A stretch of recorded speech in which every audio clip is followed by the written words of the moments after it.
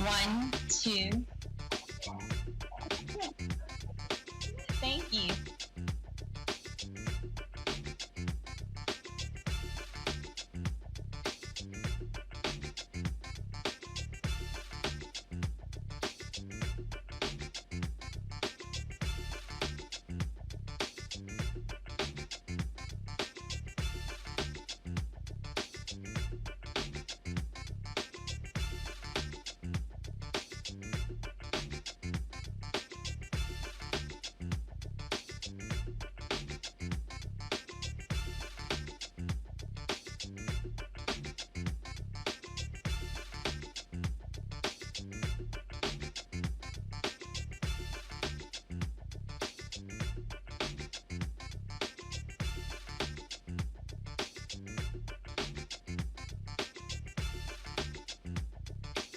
One.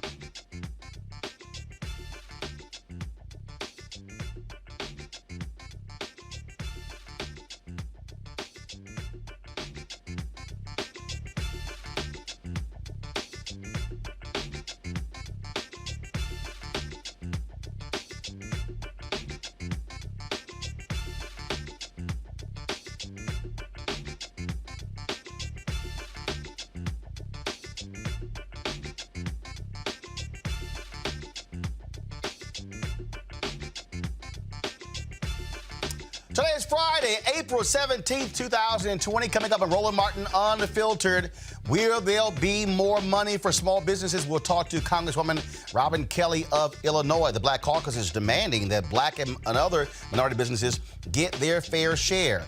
And Andrew Cuomo, the governor of New York, shades Donald Trump, just destroys the liar-in-chief. Wait until y'all see this video.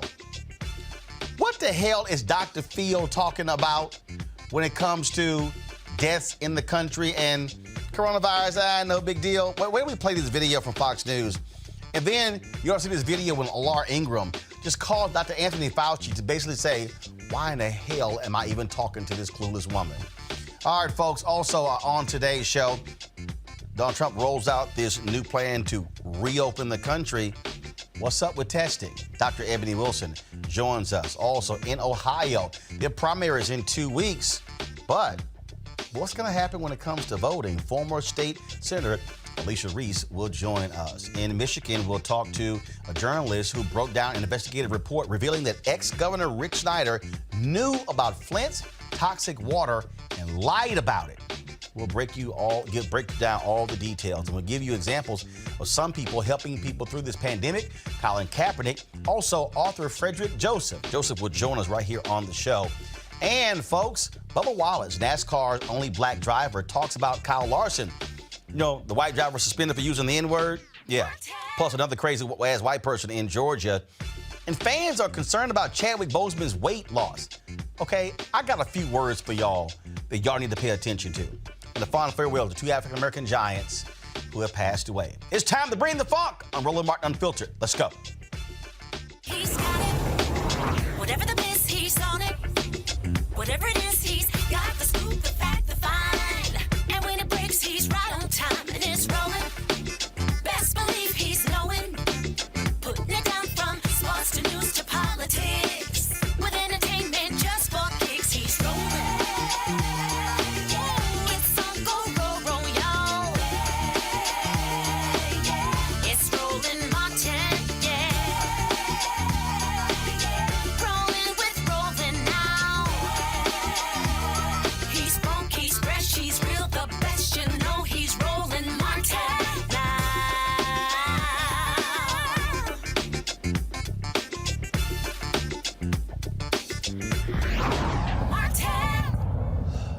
All right, folks, when it comes to COVID-19, Congress is trying to do their part when it comes to helping American businesses. But the initial program, $350 billion for small businesses, out of money.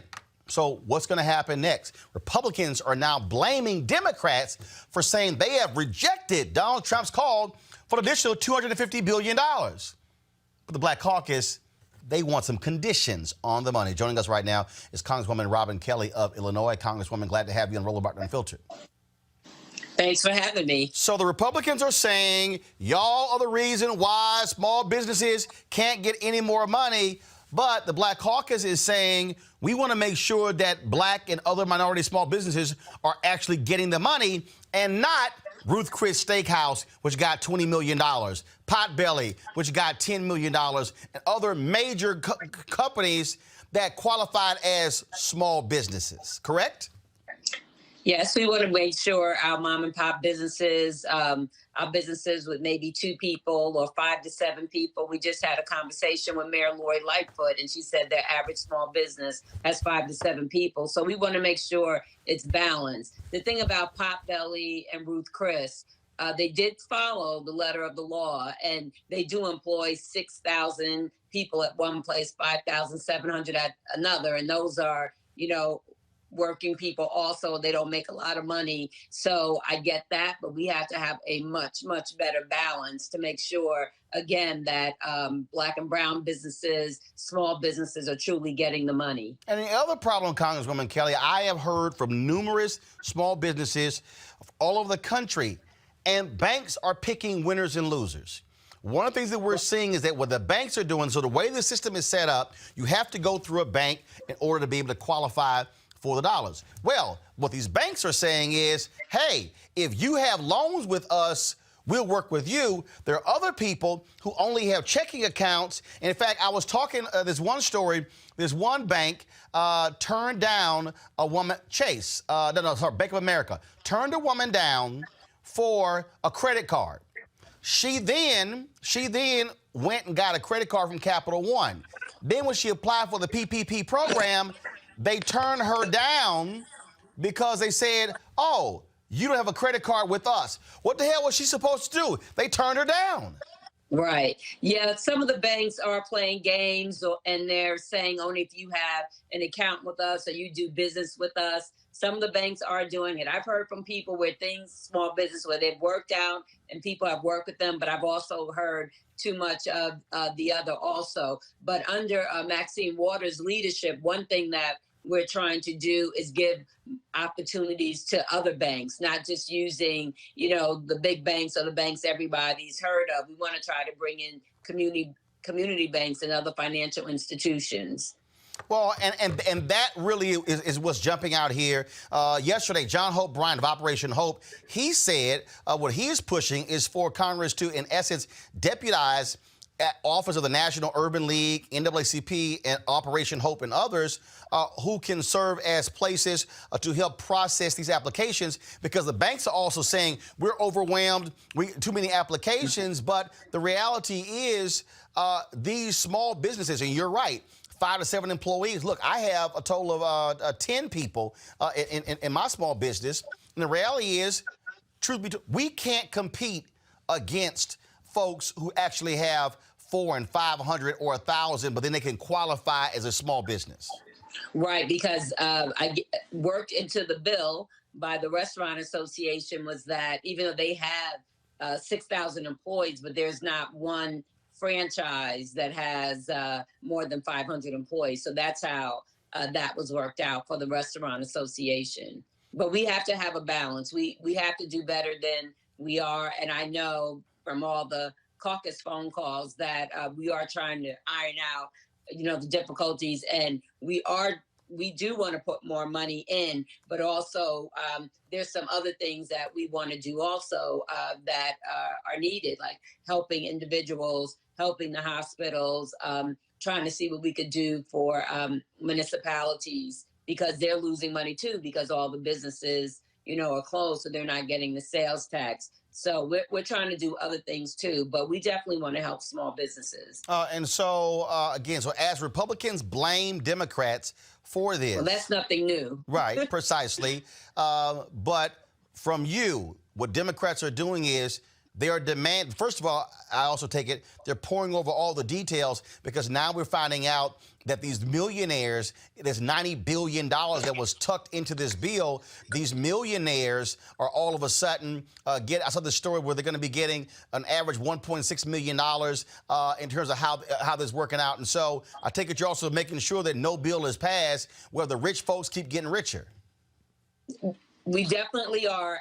I wasn't, in Congress in 2008 and 2009, but, there are people that were, and we have talked about, we don't want a repeat of that where the rich get richer and the little guy or the little woman, that they lose out or lose their job. And some people are still trying to recover. So, if some people are still trying to recover, it's exacerbated in Black and brown communities, and we want to prevent that. All right, Congresswoman Robin Kelly, we certainly appreciate it. Thanks a bunch. And we appreciate the CBC fighting on behalf of all of us. Thank you. Thank you very much, folks. As of today, there are 694,712 confirmed cases of coronavirus in the country. 36,181 people have died, more than 4,000 in the past 24 hours. 59,147 people have recovered. Now, folks, Donald Trump spent today whining and complaining on Twitter. Oh, my goodness, they aren't telling me thank you, and they aren't saying we appreciate all that you've done. Really? Really? And now what he's done is he's now shifting the blame to the states. Well, after he was blasting Governor Andrew Cuomo on Twitter, actually was watching Cuomo's news conference and was commenting on what Cuomo was saying. This is so delicious. Watch what Cuomo said back to Trump as he watched him on TV. Let's respond to the president. First of all, if he's sitting home watching TV, maybe he should get up and go to work, right? Second, let's keep emotion and politics out of this and personal ego if we can, because this is about the people and it's about our job. And let's try to focus on that. I have said repeatedly that when we were fighting for the additional capacity for a hospital system, that the president moved very quickly, and I applauded him for it. And he brought the Army Corps of Engineers, and he brought them up to build the Javits Center capacity, 2,500 beds. He's wrong that it hasn't been used. About 800 people have gone through Javits. To dismiss 800 people is disrespectful. But we didn't use 2,500 beds because we didn't reach the capacity.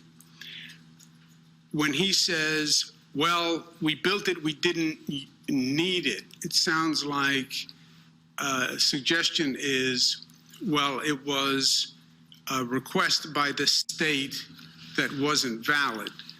If he didn't really believe 2,500 beds was necessary, I don't believe the federal government would have helped build 2,500 beds. And the number came from a projection from him. See, he should read the reports he issues.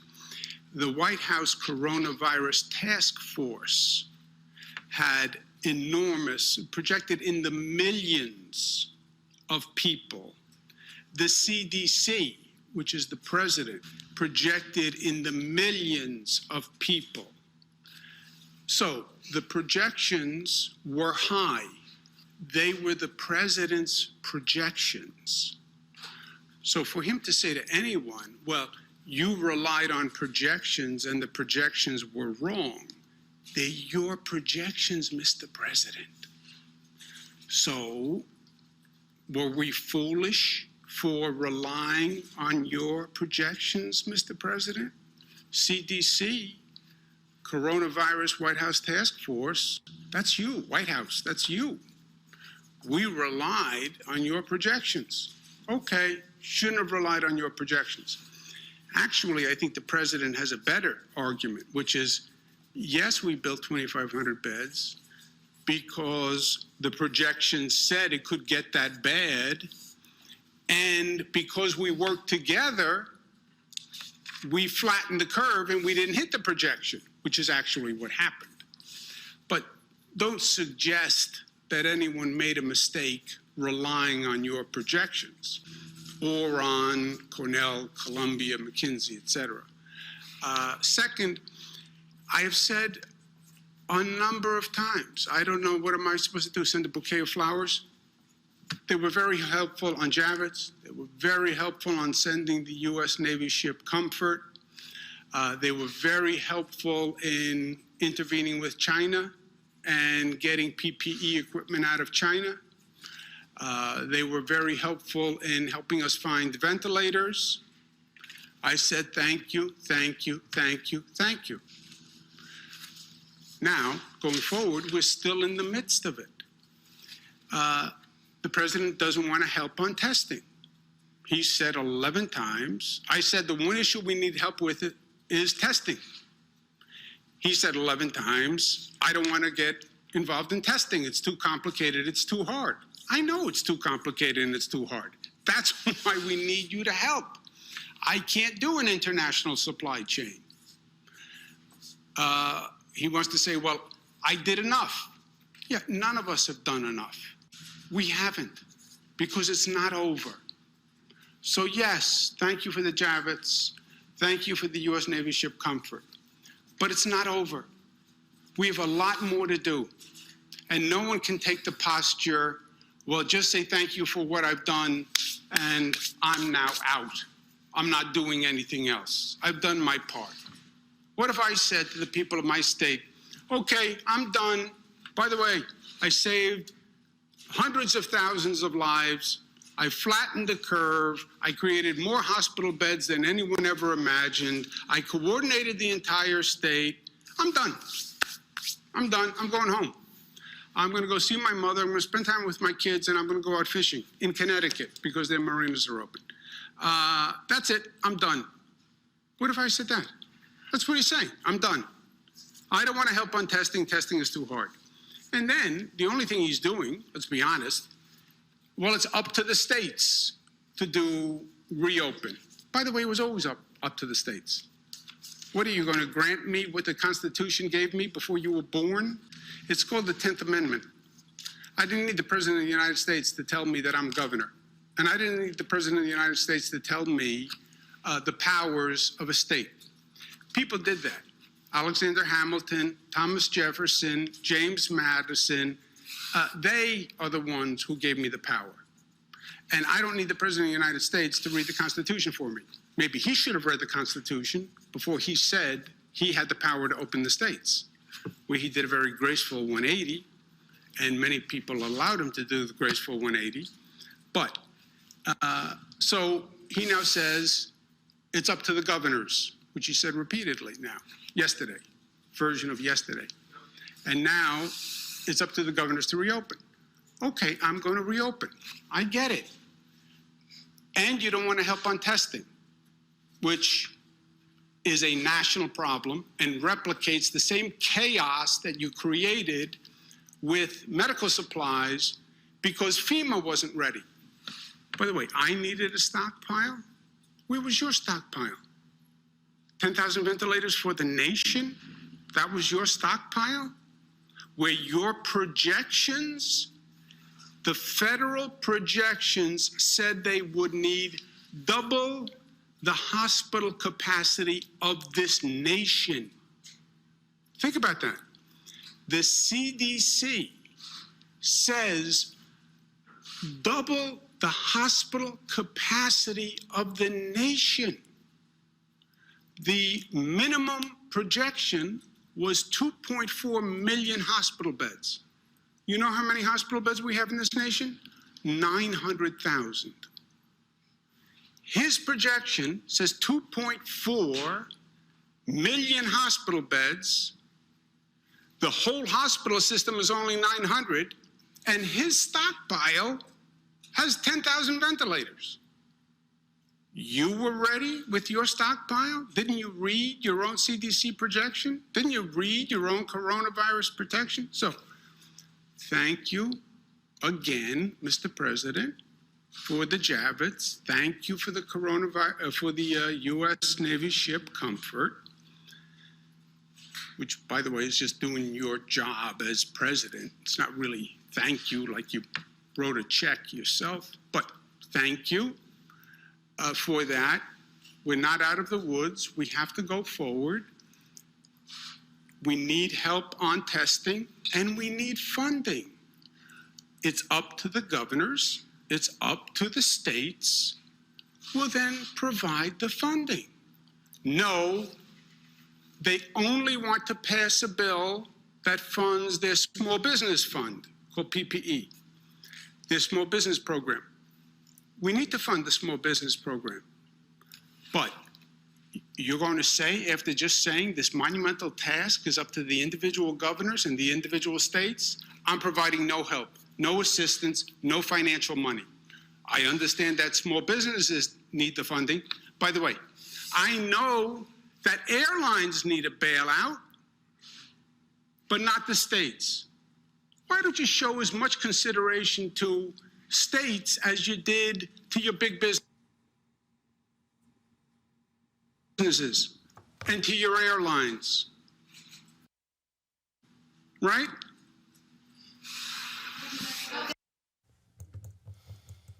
Ooh, talk about laying the wood. See, that's what happens when you actually read stuff and you have facts, but clearly Donald Trump has no clue whatsoever. Joining us right now is Dr. Ebony Jade Hilton. She's associate professor, anesthesiology and critical care medicine, University of Virginia. All right, Dr. Ebony, clearly as you heard that, you had to be saying, damn, this sort of reaction I got, damn. It was just like another, damn. Then just another, damn. I was about to call a timeout. He had time today. He had time today. And Trump was watching. Trump was watching because he was live tweeting. Listen, I'd have had to turn that off. We had to fight. I mean, that was, for me, anybody that knows me, that was life for me, because to read someone for exactly who they are without even having to throw insults, just to give you a mirror and say, hey, look, this is what you've been handing out. Everybody sees it. It's very clear. You're not fooling anyone. But I give him, he had time. He had a Bible to give the hand on. I loved every piece of it. So yeah, I'm here for it. The thing is that what you're dealing with right now is Donald Trump wanted these governors to beg. He wanted them to bow down. Now he's doing this. Mm-hmm. Okay, I'm done with y'all. So y'all, I ain't got nothing to say. So y'all figure out testing. I ain't got no problem. That's what's going on here. That is dangerous. It's not only dangerous. See, I see Trump for who he is. This is a setup for when it goes bad, I have someone to blame because I didn't open it up. You guys opened it up. There you go. And you didn't do it the right way. What we know is that before you can open up the economy, biology will always win. So unless you have testing in place, unless you have a method by which to trace those who are actually positive and make sure that their community is going to be safe and that they have the resources they need to actually isolate themselves and actually still have money to feed themselves and keep a shelter over their head, unless you have the treatments already in place and the hospitals geared up to take care of the people that may come in mass, then you're not ready to open the economy. But what Trump wanted to do was, because our economy is in struggles, and I do know, like I said, virus kills, but so does poverty. So do we have to balance? Yes. But you balance and you open the economy once you have these measures in place. And he knows it's not in place. Dr. Fauci has probably told him this is not going to be good. And so what now Trump is doing is covering his tracks to say, governors, this one is on you. If it's your choice to open it, then go ahead and open it. But as soon as it goes bad, he's going to say, I had nothing to do with it. Well, he's already said, I take no responsibility at all.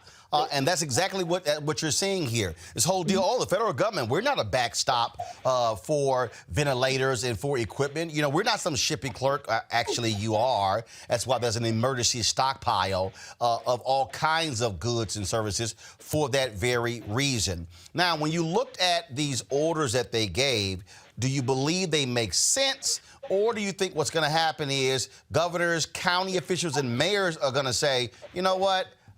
That's cute. Y'all set the guidelines. We gonna listen to real professionals who are going to give us the 411 on what's proper and what's just.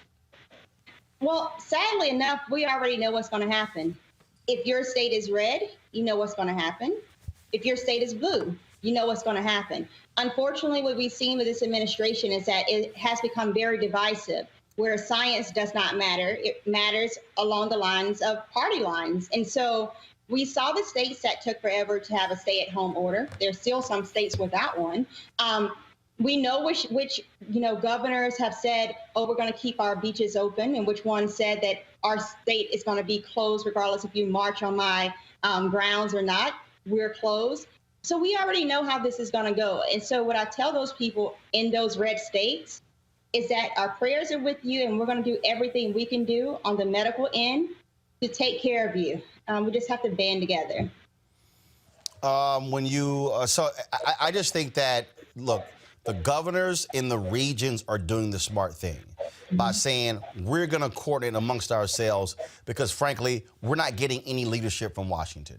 And I think you're absolutely right. Donald Trump wants to completely wash his hands of this.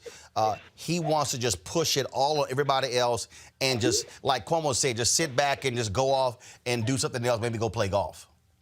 I mean, he did it with the World Health Organization. The World Health Organization, he had reports and memos back in 2019 that said, this is in China, this is what we're up against, here's a test that you can actually use, and he said no. 12 weeks later, we still didn't have a test that was up and functioning in the United States, and now here we are 2 days ago, where he's saying, World Health Organization, is your fault that America is looking the way it looks, and I'm going to defund you right in the middle of a world, like a global pandemic. I don't understand this at all. And just like, Cuomo was saying that he wants the 10th Amendment, or talking about the 10th Amendment, I'm looking at the 25th. My question is, where is that one? We need that one at this point in time. Well, look, I think bottom line is, look, they can call for this, but I think people, until they are able to trust where we are, they're not going to be going out there. And this other deal is, I was looking at some tweets earlier, and that was apparently a call with members of Congress, and Vice President Mike Pence did it, and the Democrats were screaming, testing, testing, testing, and they said that was the most embarrassing call we've ever had, because these people they really act as if there's been enough testing. They announced this week 3.5 million tests. Kayleigh McEnany, a new press secretary, we've done more testing than anywhere in the world. That's not even 1% of the U.S. population. It's insane. If you break it down, for every 1 million people in the United States, we've tested 10,000. That doesn't make sense at all, considering the fact that we know there are several, as what we estimated, at least 3 to 5 people for every one that we have tested as positive that are positive right now. We just didn't have a test for them to take. And so we are greatly behind the 8 ball on this. I urge people, regardless of if your elected officials tell you that you can go, if you go out of your home, you must protect yourself, not only for yourself, but for your family as well, and for other families, because this thing is not over. We don't expect it to be over until late into the summer, if not into the fall. And so we have to be smart about this process and know that biology will always win. Yep. End of the day. Simple as that. Dr. Ebony Hilton, we surely appreciate it. Thank you so very much. Thank you. All right. You take care. Have a great weekend. Folks, in case you forgot, here's a look at what Donald Trump has been doing for the past 2 months. We have it totally under control. It's one person coming in from China. It's going to disappear. One day, it's like a miracle. It will disappear. Our numbers are lower than just about anybody. Yeah, no, I don't take responsibility at all. People coming in from China, where this all started, it could have been stopped right where it came from, China. It came from China. It got out of control. If you think about Governor Cuomo, we're building him 4 hospitals. He's supposed to be buying his own ventilators. We're going to help. People like Governor Inslee, he should be doing more. He shouldn't be relying on the federal government. Governor Inslee, that's the state of Washington. Don't call the woman in Michigan. All she does is she has no idea what's going on, and all she does is say, oh, it's the federal government's fault. And we've taken such great care of Michigan. This administration inherited a broken system. The original tests, the ones we inherited, Jim, as an example, they were broken. They were obsolete. And you remember, we inherited a broken system. We inherited a broken system. WHO, that's the World Health Organization, they missed the call. World Health got it wrong. I mean, they got it very wrong. In many ways, they were wrong. I'm not happy with the World Health Organization. The reality is that the WHO failed to adequately obtain, vet, and share information in a timely and transparent fashion. It would have been so easy to be truthful. The coronavirus, you know that, right? Coronavirus. And this is their new hoax. And the 15 within a couple of days is going to be down to close to zero.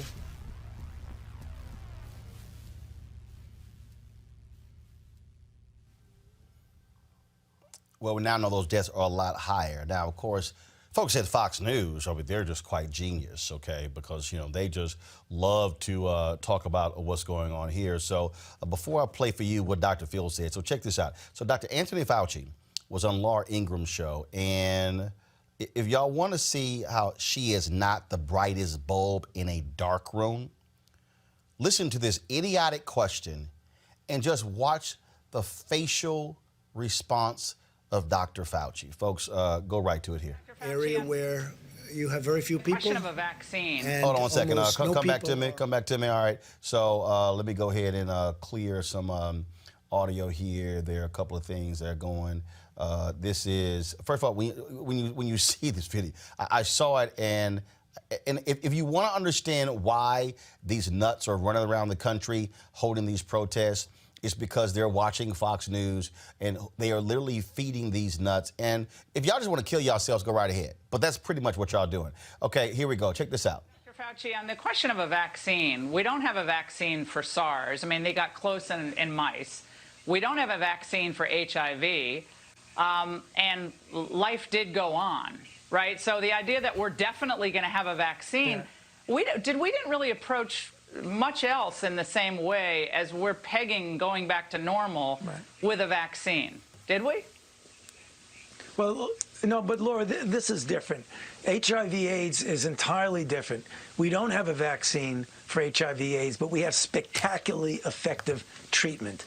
People who invariably would have died years ago right now are leading essentially normal lives. SARS is a different story.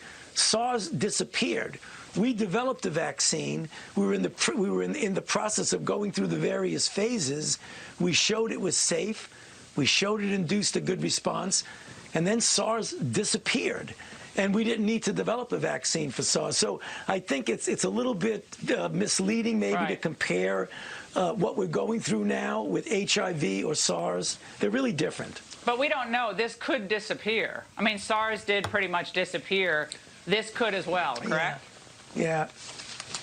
You know, anything could, Laura, but I have to tell you, the degree of efficiency of transmissibility of this is really unprecedented in anything that I've seen.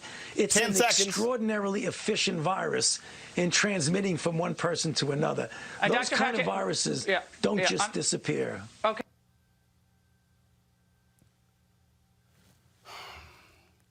Then the next night, they called Dr. Phil. Y'all go ahead. 250 people a year die from poverty. And the poverty line is getting such that more and more people are going to fall below that because the economy is crashing around us. And they're doing that because people are dying from the coronavirus. I get that. But look, the fact of the matter is we have people dying. 45,000 people a year die from automobile accidents, 480,000 from cigarettes, 360,000 a year from swimming pools. But we don't shut the country down for that. But yet we're doing it for this. And the fallout is going to last for years because people's lives are being destroyed. And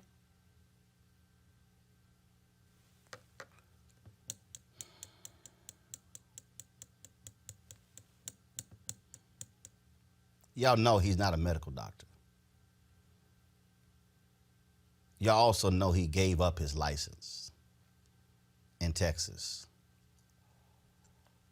My panel, Tiffany Dina Lawson, Director, NAACP Youth and College Division, Dr. Chris Metzler, Conservative Analyst, Law and Victoria Burke, National Newspaper Publishers Association. Chris, what the hell? I mean, seriously, Laura Ingram's actually saying, well, we did have a vaccine for HIV/AIDS. Chris, a bus driver in Michigan is dead because a woman coughed Right. He got coronavirus. He was dead 2 weeks later. There are no stories ever of someone having sex and getting HIV or AIDS and they're dead 2 weeks later. What the hell is wrong with these people? Well, first of all, the comparison is just simply ridiculous. I mean, one of the things that I do is I own a number of medical companies. We do COVID testing every day. If you look at the virology of this, it is not, that is like comparing apples to eggs here. That is simply not a valid comparison. And then to have doctors, I'm not sure why Dr. Phil was supposed to counter Dr. Fauci. Right. I'm completely confused. We've got Dr. Phil, Dr. Oz, what's the other doctor? Dr. Drew, and then Dr. Drew screws up. He got to apologize. Oz got to apologize.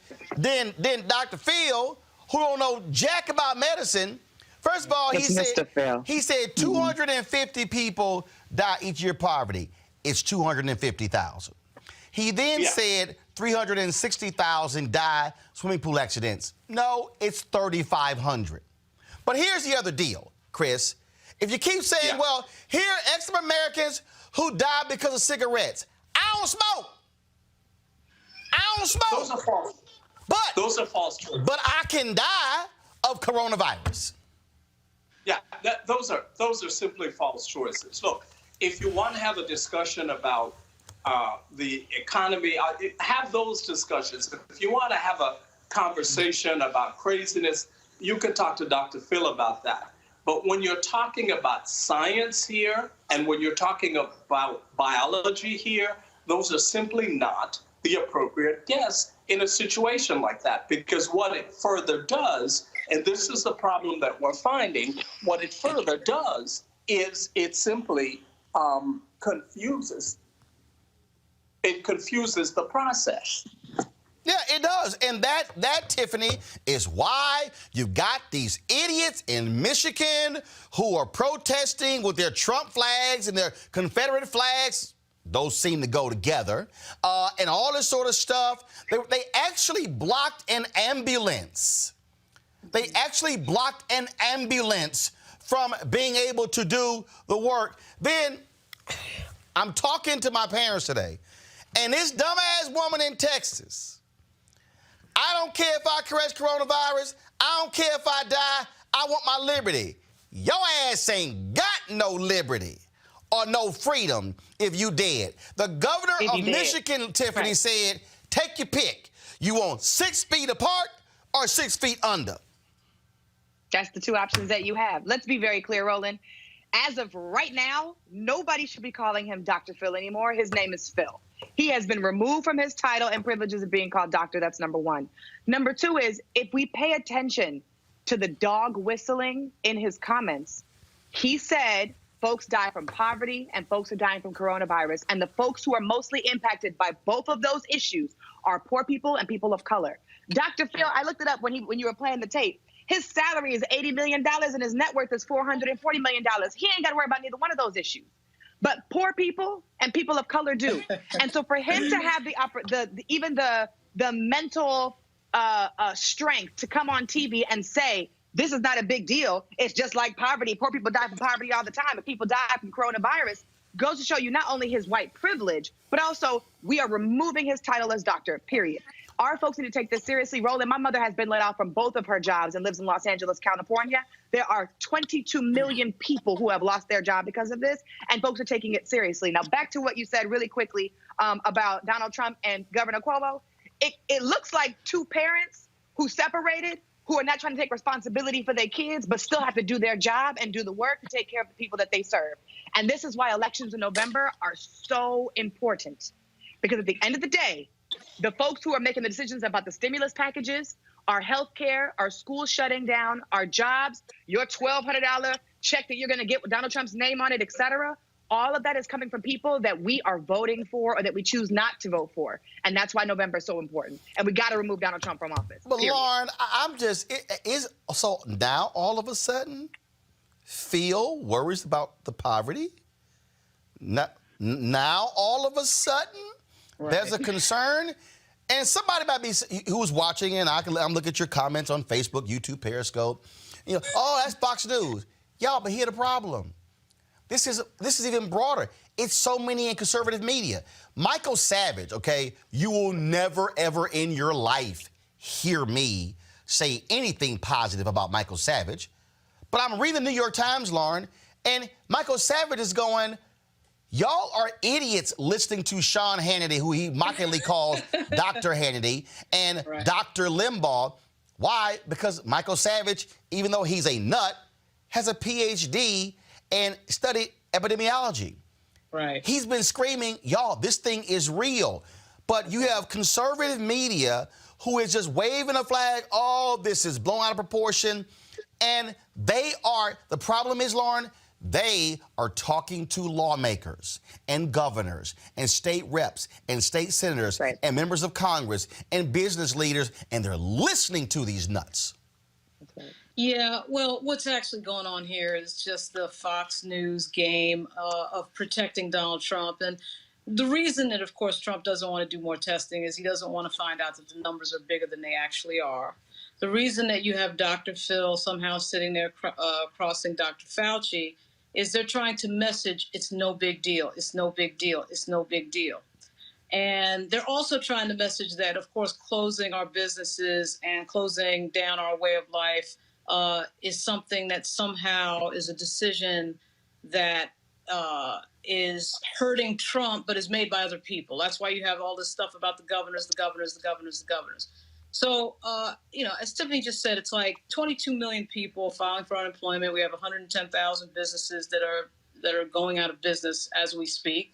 But this is all messaging. It's all PR. It's all following the Pied Piper of Donald Trump down the road to nowhere because he is doing PR. He is not doing public policy. He's not interested in public policy.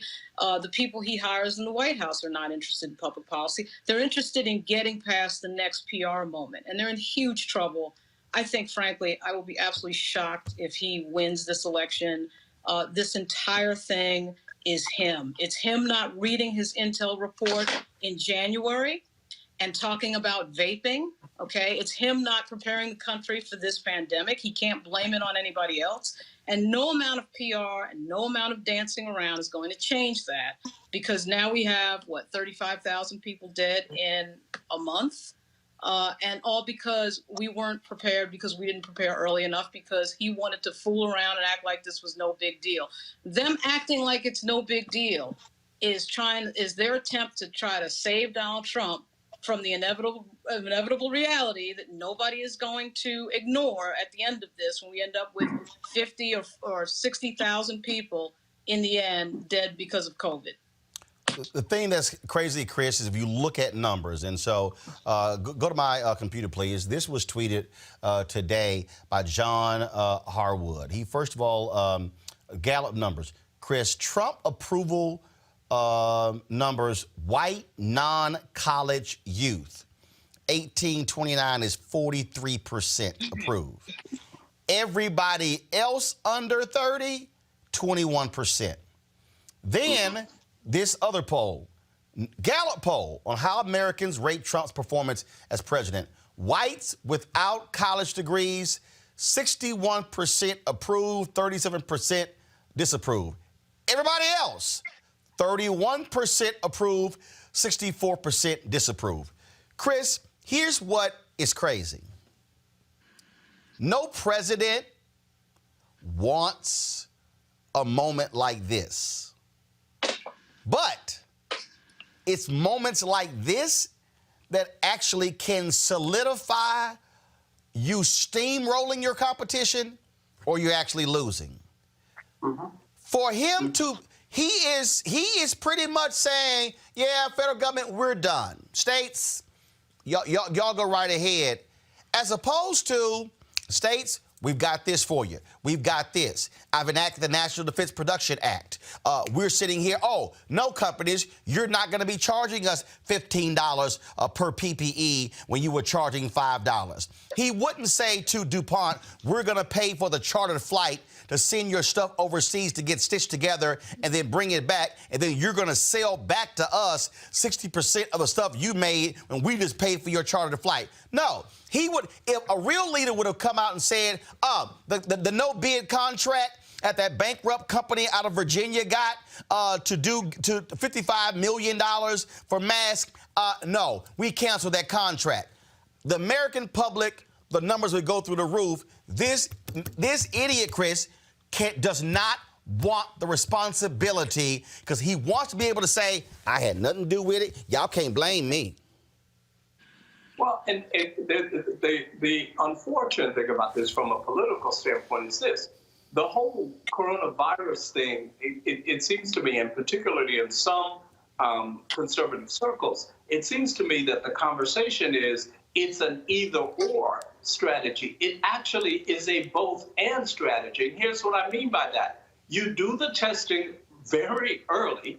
You figure out what the numbers are so that when testing is actually done, the numbers don't skyrocket and look like you've done absolutely nothing. But Chris, remember though, in the beginning, he didn't want to do it. He actually said, yeah, we didn't want to bring them off the ship because the numbers would have increased. He basically said what you just said. And so this whole time, Donald Trump has not wanted to actually do massive testing because he doesn't want to see a big number. And here's what's so dumb about this. If you actually do mass testing, and even if it's a big number, it actually benefits you because you did mass testing. Right. Well, right.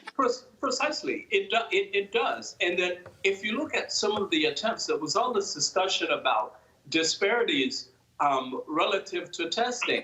For example, in New York City, where, I don't know, a large percentage of people don't have cars, you're only doing drive-up testing.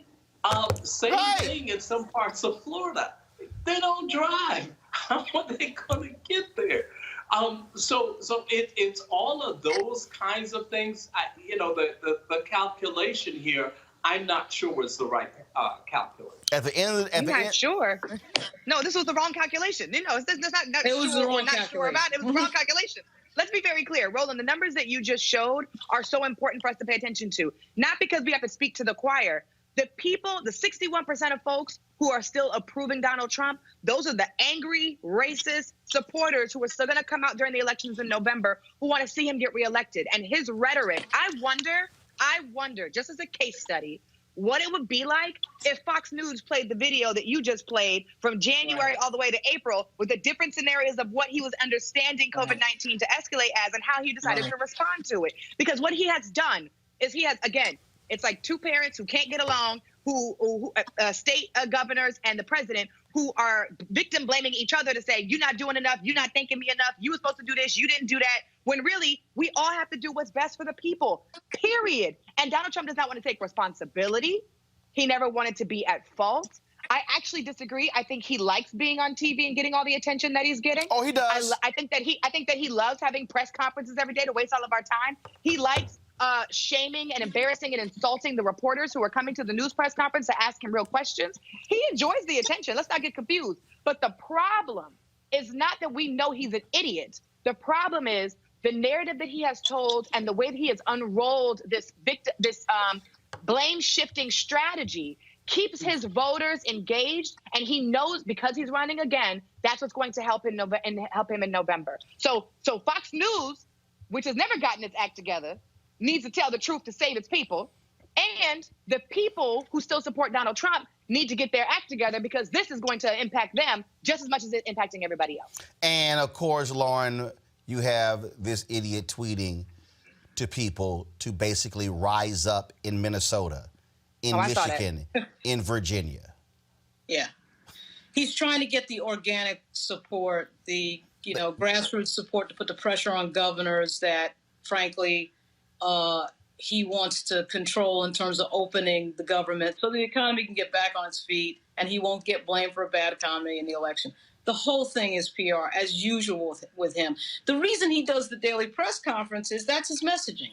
He gets to stand up there and lie. Millions of people see him lying, and he knows that. And he knows the networks are, for some reason or another, they're starting to figure it out. Hold tight 1 second. Right now, Dr. Anthony Fauci is actually speaking at the White House news conference. Let's go live to the White House. Answer the question that we've been asked a lot. In fact, we had a very productive teleconference with the Senate Democratic Caucus just a few hours ago, and they asked a number of questions which were really reasonable questions, questions that are on the mind of a lot of different people.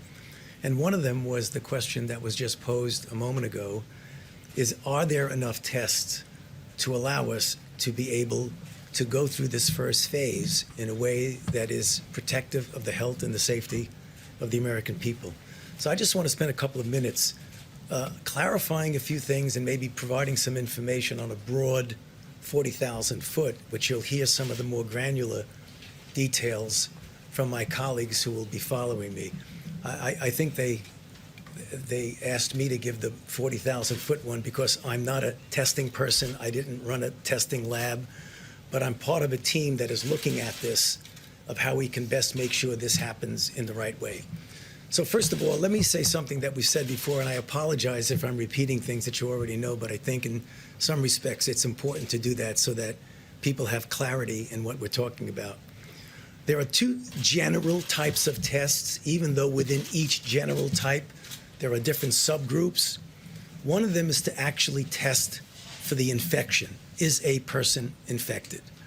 The other, and I'll get back to that in a second, the other is to test, as was just mentioned, if someone has been infected.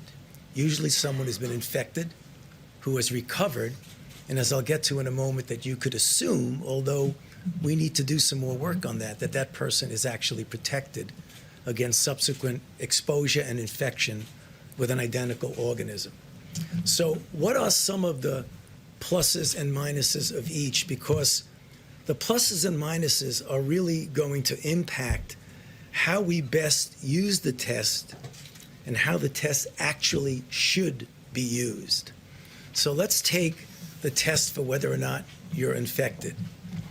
The test of whether or not you're infected is a test that right now is called a nucleic acid test. It's not an easy test to do. There are some that are more rapid. There are some that have a high throughput. There are different groups within that. The good news about that is that it's a sensitive and specific test, so that if you're infected, you know you're infected, so that, as I'll get to in a moment, if you need to do something with that, get that person, put them in care, take care of them, get them out of circulation. That's important. The part about that I think is often misunderstood is that if you get a test today, like I did today, it's negative. If you get a test today, that does not mean that tomorrow or the next day or the next day or the next day, as you get exposed perhaps from someone who may not even know they're infected, that means that I'm negative, which means if you take that to its extreme, in order to be really sure, you would almost have to test somebody either every day or every other day or every week or what it is to be absolutely certain. That's an issue. Now, the problem that I talk about when I try and compare this to other situations with what testing means to you. I, as I think most people know, have been involved in HIV/AIDS for 38 years, 39 years, from the very first week of HIV. So that's what I do.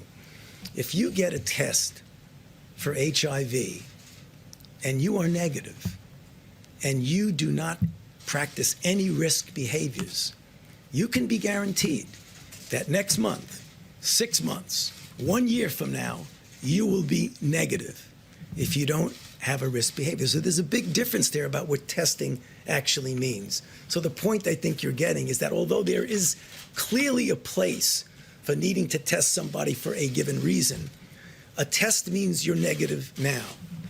Now, the other test is an antibody test, a test that tells you in fact, that you've been infected. That's really good. You're going to hear a bit about that from my colleagues in a moment, because that will give you a broader view of two things. One, what the penetrance of the infection had been. And number two, you can make an assumption, though we still need to prove that. I mean, we are assuming that if you're infected and you have antibody, you're protected. And I think that's a reasonable assumption based on our experience with other viruses. But what we want to make sure that we know, and these are some of the challenges, what is the titer that is protective? How long is the protection? Is it 1 month? Is it 3 months? Is it 6 months? It's a year. So we need to be humble and modest that we don't know everything about it, but it really is an important test. The other thing is the difference between testing and monitoring out there, what's out there. The difference between what we really need it for phase 1 is to be able to identify, isolate, contact trace, a very important part of when you're pulling back gradually and slowly on the mitigation, and you have people who might be infected. You want to know they're infected. You want to put them in care. That is something that we absolutely need to do. But there are other ways. I want to make sure people understand that not to underestimate the importance of testing. Testing is a part, an important part, of a multifaceted way that we are going to control and ultimately end this outbreak. So please don't anyone interpret it that I'm downplaying testing. But the emphasis that we've been hearing is essentially testing is everything, and it isn't. It's the kinds of things that we've been doing, the mitigation strategies that are an important part of that. Now, just a couple of things before I hand it over to my colleagues. No doubt that early on we had a problem. I have publicly said that we had a problem early on. There was a problem that had to be corrected, and it was corrected. It was a problem that was a technical problem from within that was corrected, and it was an issue of embracing the way we have now and should have the private sector, who clearly has the capability of making and providing tests at the level that we will need them for any of the things that I've just spoken about. So, having said that, right now, I totally understand, and I'm not alone, my colleagues understand, that although we say there are X number of tests out there, and you're going to hear from Admiral Giroir about that, the fact is there have been and still are situations that are correctable and will be corrected, and some of which have been corrected. I know I get on the phone a lot with my colleagues because, believe it or not, some long time ago, I was where they are, in the hospitals, in the emergency room, looking at very sick individuals that you need to take care of. And I know what it means when someone tells you, hey, you have what you need, and you look around and you say, well, maybe you think I have what I need, but I don't really have what I need. So we have to figure out, how do we close that gap? And there are a lot of things that I think we've learned and that we are correcting and going to correct. Namely, you have a situation where tests are needed and appropriate, and either people have found there's no tests, or there's no reagents, or there's no swabs, or a person needed a test and were told that there was a restriction. They couldn't get a test. These are all the things that I'm telling you already know because you've heard them. So right now, or there's a delay of 5 to 7 days. And what does that mean if you want to get somebody out of circulation? We understand that that existed, but upon careful examination, what you are going to hear, that many of those have been already corrected and other of those will be corrected. Because what I think people don't appreciate through no fault of their own is that there are two issues. There's supply and demand. And if you have a supply that can meet the demand, but the supply is not connected to demand, then supply-demand falls apart. What do I mean by that? I mean there is existing capacity that we have that for one reason or other maybe has not been fully communicated as to the availability of that existing capacity, and you're going to hear about that now. There's production capacity that gets better and better and better. And that's what we're talking about, because for what we need now, we believe that with better communications, we'll be able to make that happen. So I know there's going to be a lot of questions about that. I don't want to go on too long, but let me just finish by saying. Okay, Chris Metzler, I just need you to explain something to me right there. We need a better communication. You have a task force briefing to the world every day. Is that not? I'm just. You have a televised briefing. You've got a dude tweeting his ratings every day. You've got, Chris, the federal apparatus. I mean, do we need to hire a communications intern, Chris? Is Chris there? Okay, Chris is gone. He needs better communication. Tiffany, what the hell? Yeah, he might need a few interns. That's what they need. You got every day a press conference. He just got finished tweeting again a couple minutes ago. He tweets all the time around the clock. I'm not exactly sure what he means by better communication. You know what it is? Maybe he meant him and the president need to have better communication because the president's not understanding his recommendations of what he's saying.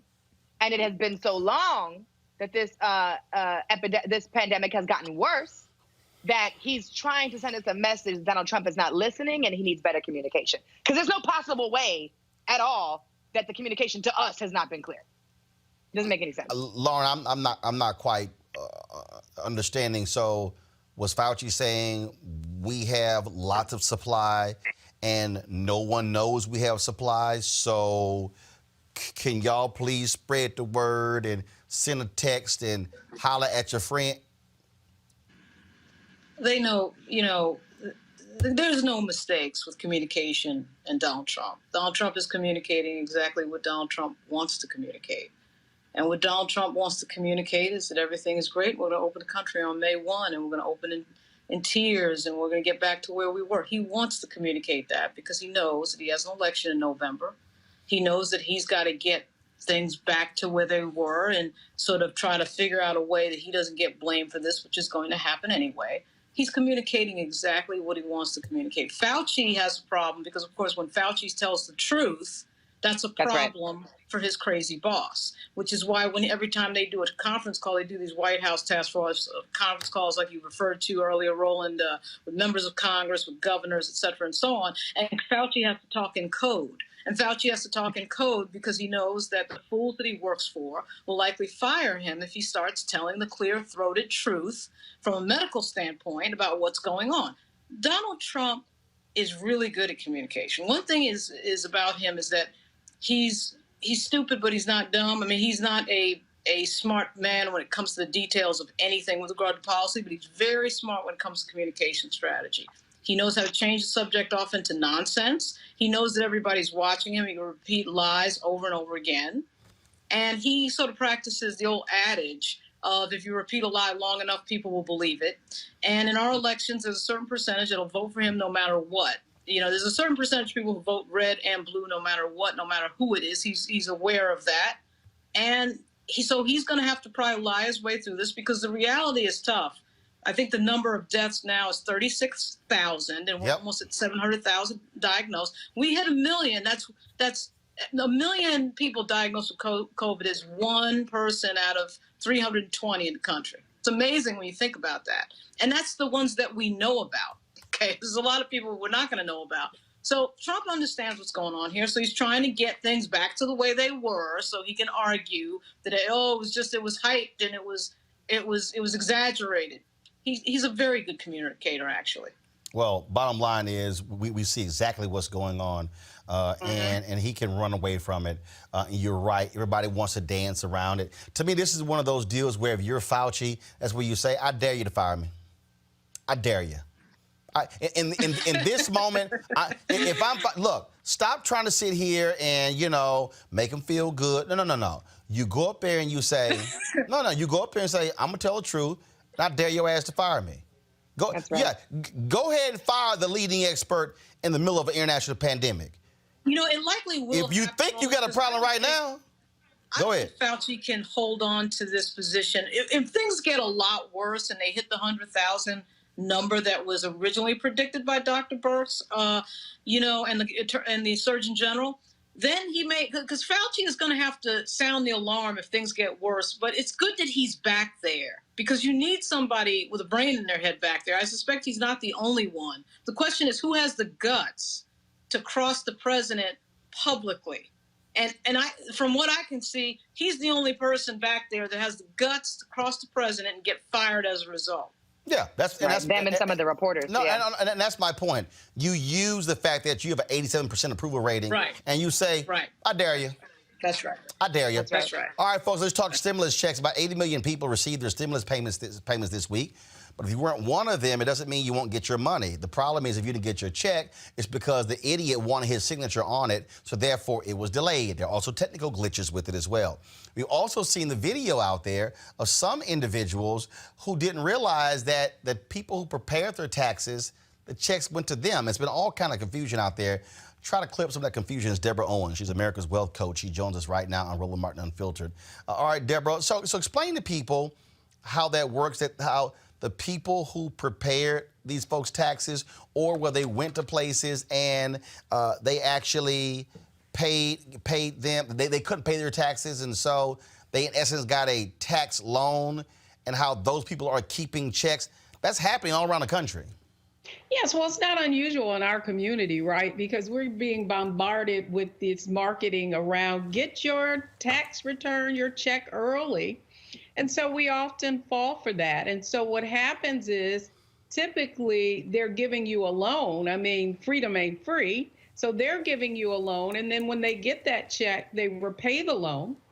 And then, basically you sort of gave them proxy over your return. And so it's not the money came into their account. It didn't go into yours. They actually had your bank account information. And so in that regard, I think there are a few things people need to know what to do, right? So we don't have to file our 2019 taxes until July 15th. So if you electronically filed your taxes in 2018, then the government has that information. So then you will get that check much easier. The other thing you could have done was filed your taxes for 2019 and got the money electronically. However, if you go to irs.gov right now, you can go ahead and enter your bank account information so that you can electronically receive your $1,200 stimulus check. Now, there's some other snafus in there as well. It's like they said if you didn't owe the federal government money, you would get your check, but there is some consternation around that as well. Banks are a little frustrated because they're getting notices from creditors saying if they deposit that money in the check, so let's say you maybe had a lien against your account or someone, maybe you didn't pay a bill and they went to court to get some kind of garnishee on your check. Some of the banks are fighting out about this, but this is the sort of thing that these are the types of situations that could really hold up you getting your check quickly. All right, so if you get your check, should you pay your bills with your check immediately?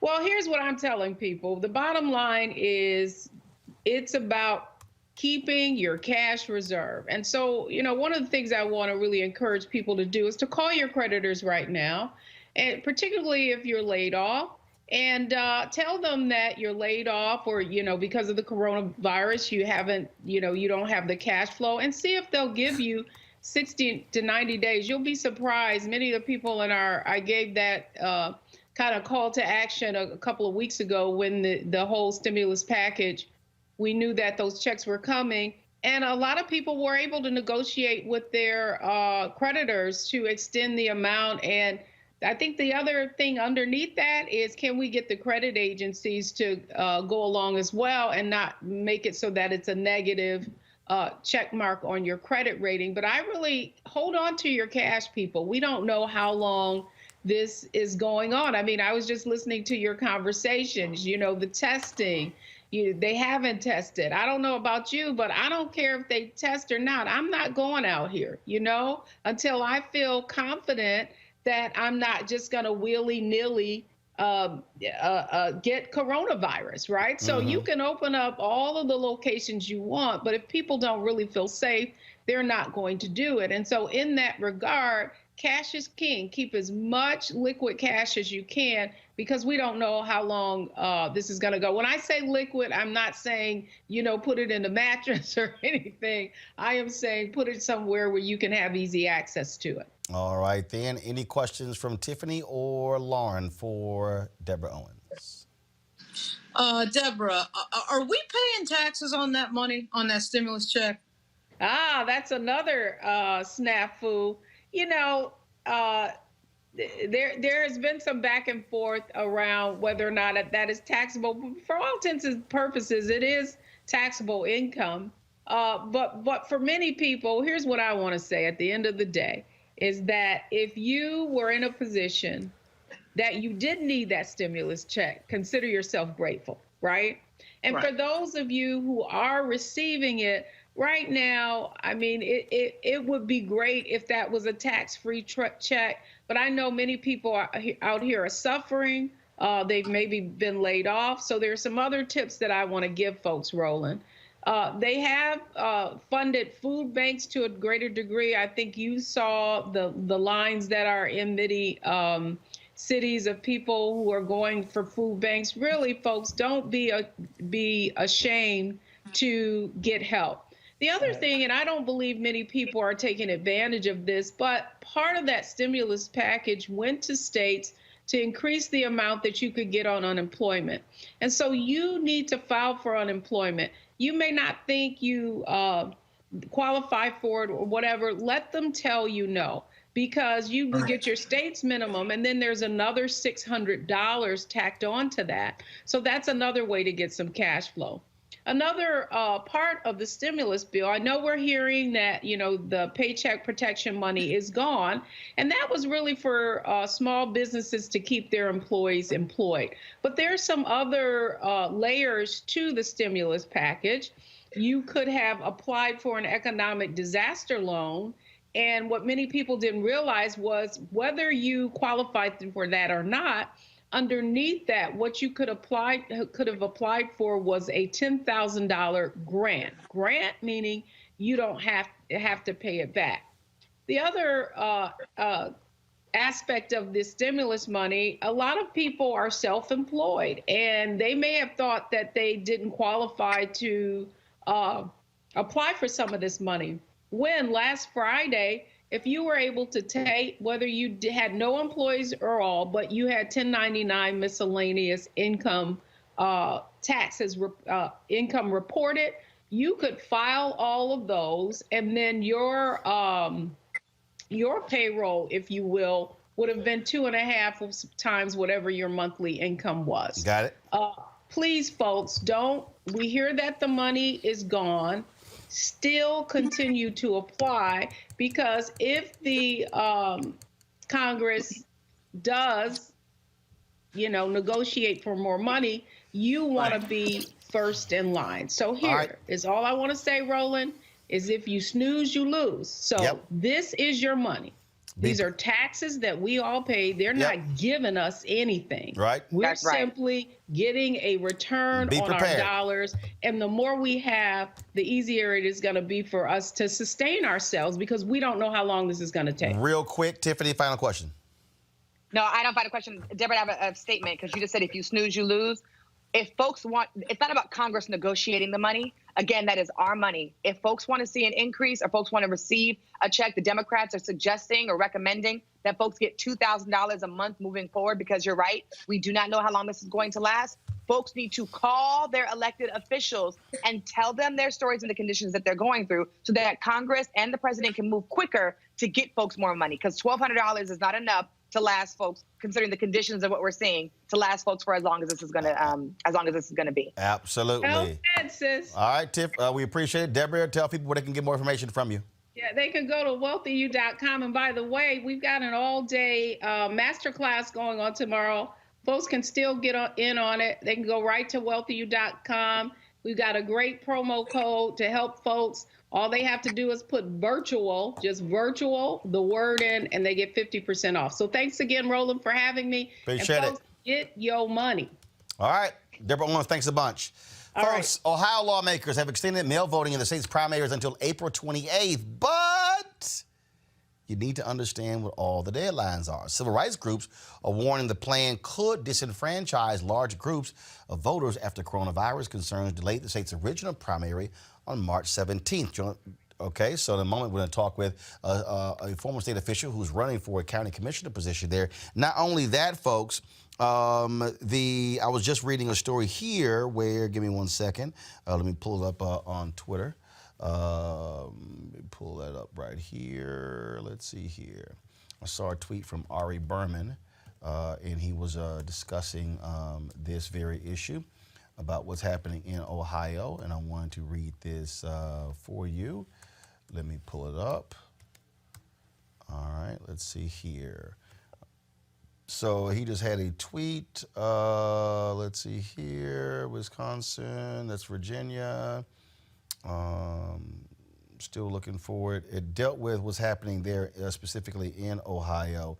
There are a number of tweets he has on here talking about what's happening, of course, in Texas, Wisconsin, all these places. Republicans are fighting them tooth and nail. And so, folks, let me know when Alicia Reese is there. First, let me go to the next story. 6 years after the city of Flint, Michigan began using a toxic water source that sickened its residents, Vice uncovered a scandal that you're not going to believe. Investigative journalist Jordan Charlton has the story and joins us right now. Jordan, welcome back to Roland Martin Unfiltered. Wow, when you talk about what happened there in Flint, we now, according to your report, Snyder knew. Okay, guys, I had here Jordan was here. Let me know when you, so get Alicia, on the phone or on Facebook, or get Jordan, okay? Because I'm going to one of those stores. So let's do this here. Play our commercial. We come back. We'll have Alicia Reese or Jordan talk about Flint, Michigan, back on Roland Martin Unfiltered in a moment. Check out Roland Martin Unfiltered, youtube.com/Roland S. Martin. And subscribe to our YouTube channel. There's only one daily digital show out here that keeps it black and keep it real. It's Roland Martin Unfiltered. See that name right there? Roland Martin Unfiltered. Like, share, and subscribe to our YouTube channel. That's youtube.com/Roland S. Martin. And don't forget to turn on your notifications so when we go live, you'll know it. Welcome back to Roland Martin Unfiltered. Alicia, can you hear me? Yes, I can. Hey, Roland. All right, then. You, of course, you used to be a state official, but you're also running for, is it county commissioner? Yep, Hamilton County Commissioner in one of the swing counties in the nation. All right, so tell us about what's happening there, the new rules they have in place when it comes to requesting a ballot and voting on April 28th. Yeah, well, first of all, you know, our primary was cut short, and they stopped it just 12 hours before the primary was supposed to begin. So a lot of people didn't get the information. A lot of people showed up at the polling location and was turned away. And so then they put out a different date and found out that the governor did not have the authority to give a new date, and that date was in the June. Then they came back, the Ohio legislature, and came back and said, listen, we'll allow voting by mail only to be extended until April 28th. However, in order to do this, there are two steps. One, the voter must request a ballot. So you have to fill out a request form and get it back to the Board of Elections. Once you do that, then they will send you a ballot to your home. Once you get it at your home, though, you must fill it out. Now, all of this has to be done with timelines. Request forms have to be in by April 25th at noon. And then the ballot, you got to hope that the ballot gets to you in time. You have to fill that out and get it back in the mail by April 27th. All ballots must be at the Board of Elections by April 28th. So you've got timelines, you've got deadlines, got a two-step process. Most people had never voted by mail. When you look at the numbers, African Americans mostly voted in person, whether they early voted or were at the actual polling location.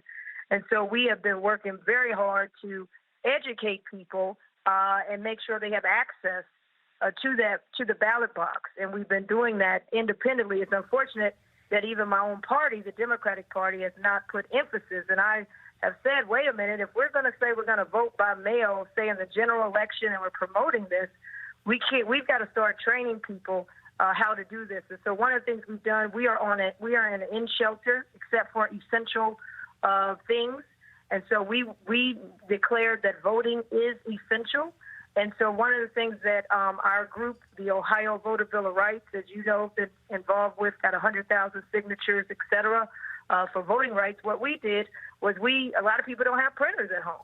So we printed out all the ballots. We put them in the community where people can have access. So when you go out and get your toilet paper, we were able to work with Kroger's as well as the Board of Elections. And so they're in Kroger grocery stores. We put them in African-American-owned businesses, gas stations, soul food restaurants where you can get carry-out so that you can have access. And then we brought together and worked with the churches. As you know, Souls to the Polls is huge, but we created a new Souls to the Polls. And we started last weekend, and we're going this weekend, this Saturday, where we've got pastors and churches, and we're coming together to have a no-contact drive-through only. So you don't go in the church at all. You drive through like you drive through a fast food restaurant. You drive through, you stay in your car, you fill out the form, it's the request form. You keep your PIN. We have gloves and masks, and then we make sure that your request form gets to the Board of Elections in time so that you can be mailed your ballot. And so this is our Voting is Essential campaign. And I think we're going to have to do these kinds of things around the country. And also, I also see the ARP is also going to be printing out ballots for people as well. Yes, printing out the request forms, but here they haven't really received them. You can't really depend on the mail because even here on the ground, the U.S. Postal Service, we've got temps that are in because people are afraid. Some have gotten sick. So we have, not just depending on the mail, we have folks in the community that have to go out and get their medicine and so forth for seniors. We're asking them to help drop off their applications as well. All right, then. Alicia Reese, we certainly appreciate it. Thanks a bunch. And let's encourage people in Ohio and other states that will be voting very soon. Get your absentee ballot so you can vote in that primary. Alicia, thanks a lot.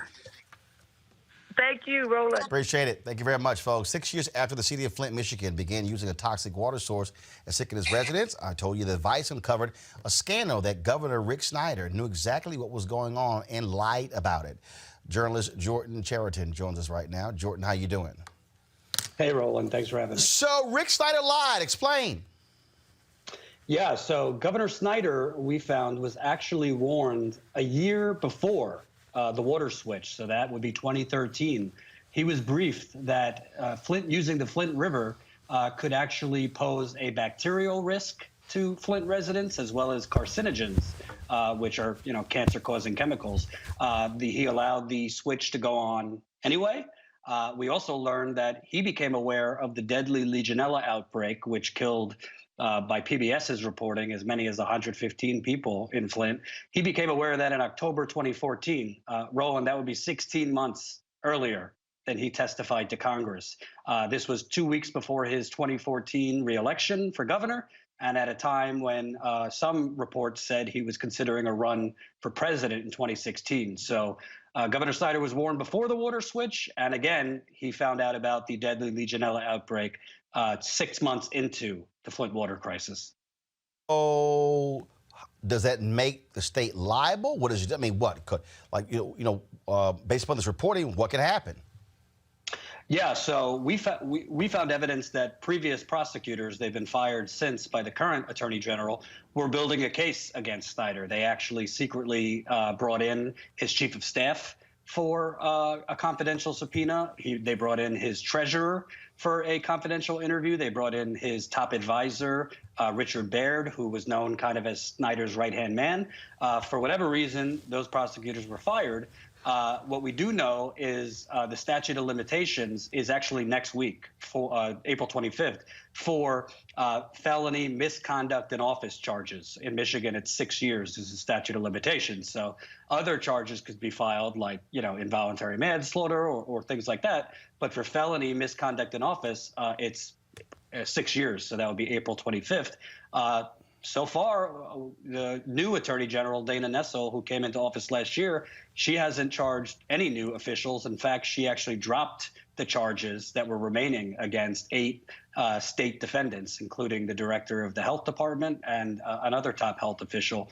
And our reporting indicates the Attorney General of Michigan has had all this information that we broke for over a year. So it really begs the question, why have no additional charges?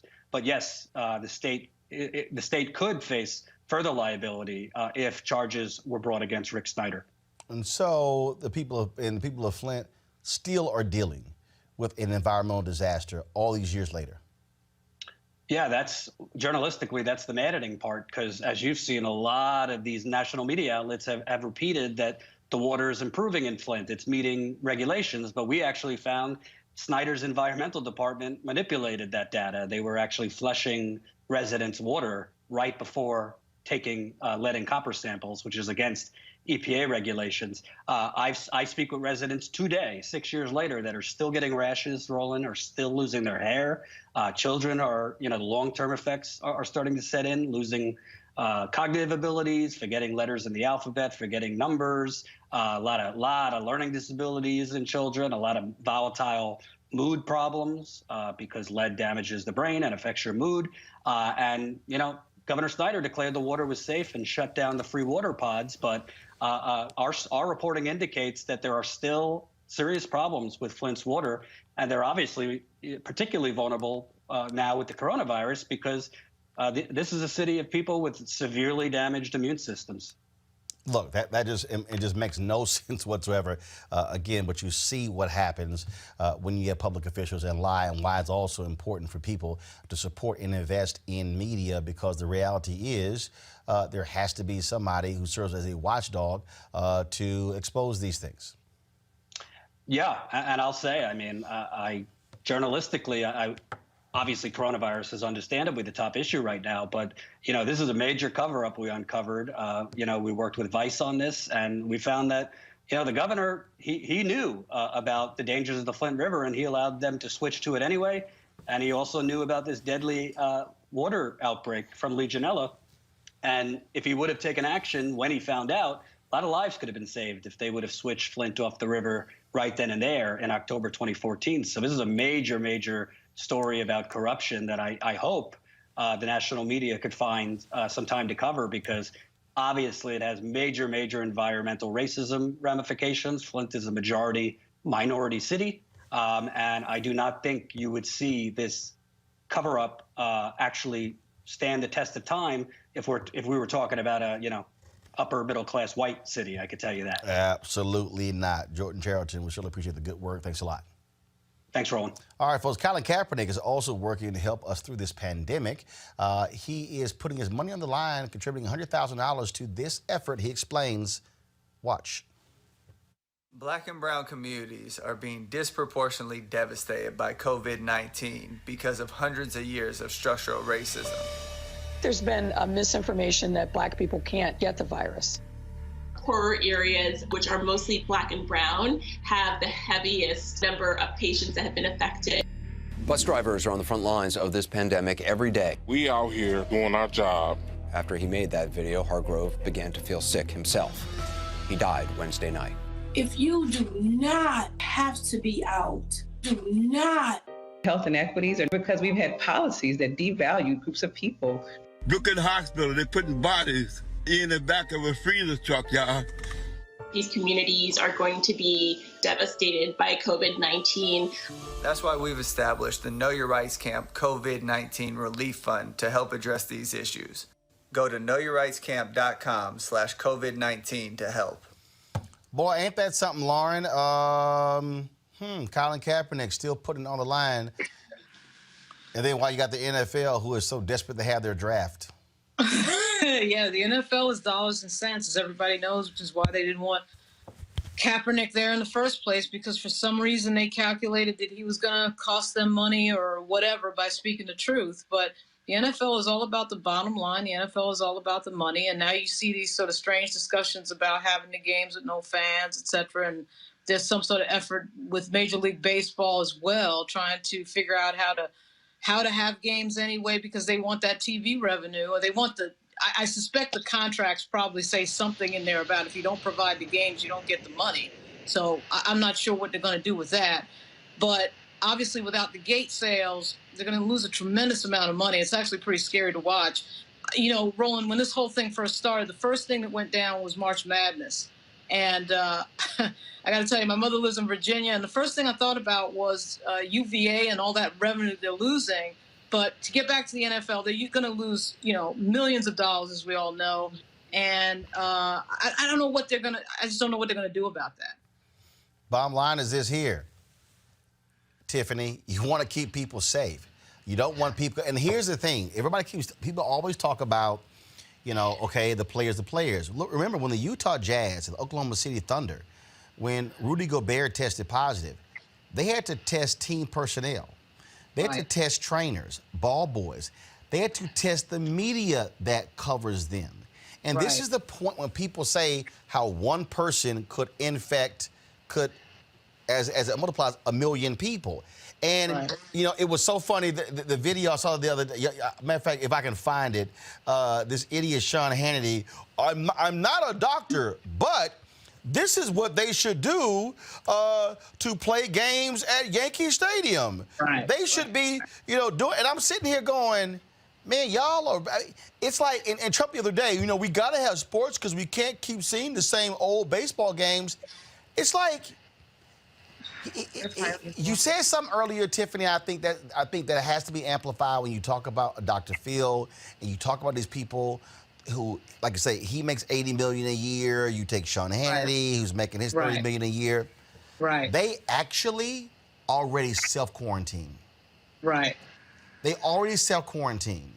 And see, what they really want, and this is the real deal, all these people who are really clamoring and the people who have resources, what they're pissed at is that now their lives are inconvenienced. See, the reality, Tiffany, is with this coronavirus deal, it's sort of like, and let me just explain it, folks. It's akin to Jim Crow.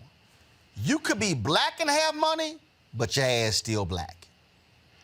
And so the reality is, whether you were a poor black person or a black person with means, you still couldn't go into a restaurant, you still couldn't go into a hotel. All these rich folk, all these people, the top 1% others, is driving them crazy because they can't go to Broadway. They can't sit in suites. They can't do all things that they wanted to do, and they like everybody else. Sit your ass at home, shelter in place.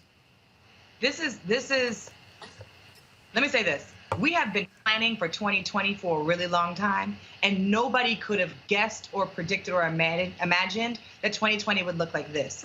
The coronavirus and the quarantine effects of it have equalized everybody across the board. Now it doesn't matter if you have money. It doesn't matter what your title was at your job. It doesn't matter how many people worked for you. It doesn't matter how much you were able to travel. All of us, like you said, have to stay at home. And the reality check, right, that this is going to put not only on the folks who have already experienced it personally, but as the numbers continue to grow, it gets closer to all of us. Roland, listen, I have been working with young people across the country in the NAACP, and every day, whether it's social media or whether it's somebody that I am either one or two people removed from, I am being faced with people who are contracting the virus, who are self-quarantining themselves, who can't get testing, or who have unfortunately lost a loved one. And the reality is, and no matter where you are, we're all going to come in contact with this in some sort of way, unfortunately. It is everyone's responsibility to take action on it. And no matter who you are, what celebrity you are, what politician you are, it is everyone's responsibility to make sure we are keeping each other safe and we are staying in the house, and that everybody has access to good quality health care across the board. Absolutely. Now, folks, you may remember my next guest from his Black Panther Challenge, which was a GoFundMe campaign that allowed kids to see Black Panther for free. Well, he launched another GoFundMe campaign, this time to help people pay their rent ahead of April, the due date. Frederick Joseph joins me right now. Frederick, glad to have you on Roland Martin Unfiltered. We were just talking about what Colin Kaepernick is doing, helping people. We're seeing these things happen all over where people are saying, hey, let's help. I talked about what Tyler Perry did, buying groceries for people in Atlanta and other places as well. I mean, in this moment, we're seeing people step up to help their fellow brothers and sisters. Yeah, it's a dire moment, and everybody has to play their part realistically. I think that nonprofits, governmental organizations, so on and so forth, everybody has to be ready to lend a hand realistically, or we're not going to get out of this. And that means that even if you're not doing the work, amplify somebody that is. If you can't go out and volunteer somewhere, then get the information out to people who can. You know, everybody has to be a part of this movement right now. And when you look at the giving, first of all, how much have y'all raised so far? We're at about $285,000. And how are you then dispersing it out? So we have a team that's vetting people via social media. So people are sending their requests in to me at Fred T. Joseph on Instagram and Twitter. And we're vetting them via their profiles, vetting them via Google, and using software on the back end to make sure that they're legitimately who they say they are. And then we're sending the money via Cash App, Zelle, and PayPal to get people help as soon as possible, as opposed to waiting for a check or having to leave and go speak to an organization. And one of the reasons why that's all, I think back when Tom Joyner created the BlackAmericaWeb.com relief fund for African Americans who were impacted after 9/11. And that's exactly what it was. Resources that were going directly to people, as opposed to typically what happens, people they work with the United Way, the Red Cross, things along those lines. It's like, no. Let's go right to the people and put it directly in their hands. Yeah, I think that that's exactly right. You know, I've seen a lot of critique online, especially about this effort that we have going right now, saying that we should give the money to an organization. And while I do respect a ton of organizations doing great work, and we raised $40,000 just a few weeks ago for the Food Bank of New York, you know, I think right now what people also need is cash right in their hands immediately for direct relief. You know, for people who can't even get on the subway or afford gas money to get to these food banks, so on and so forth, right? Or people who just need to keep the lights on. Right. You know, $100, $200 could be life-saving right now. Well, absolutely, and I think it's important what you're doing. And again, moment, look, we've seen it with our show. We've seen it where our fan base said, hey, you know, I'll be on live. They're like, dude, what's your Cash App? What's your PayPal? Because you're giving us information we're not getting on the networks. We're seeing Black experts, and we've seen that sort of reaction. I think people are in this moment understand how we can help one another and support one another.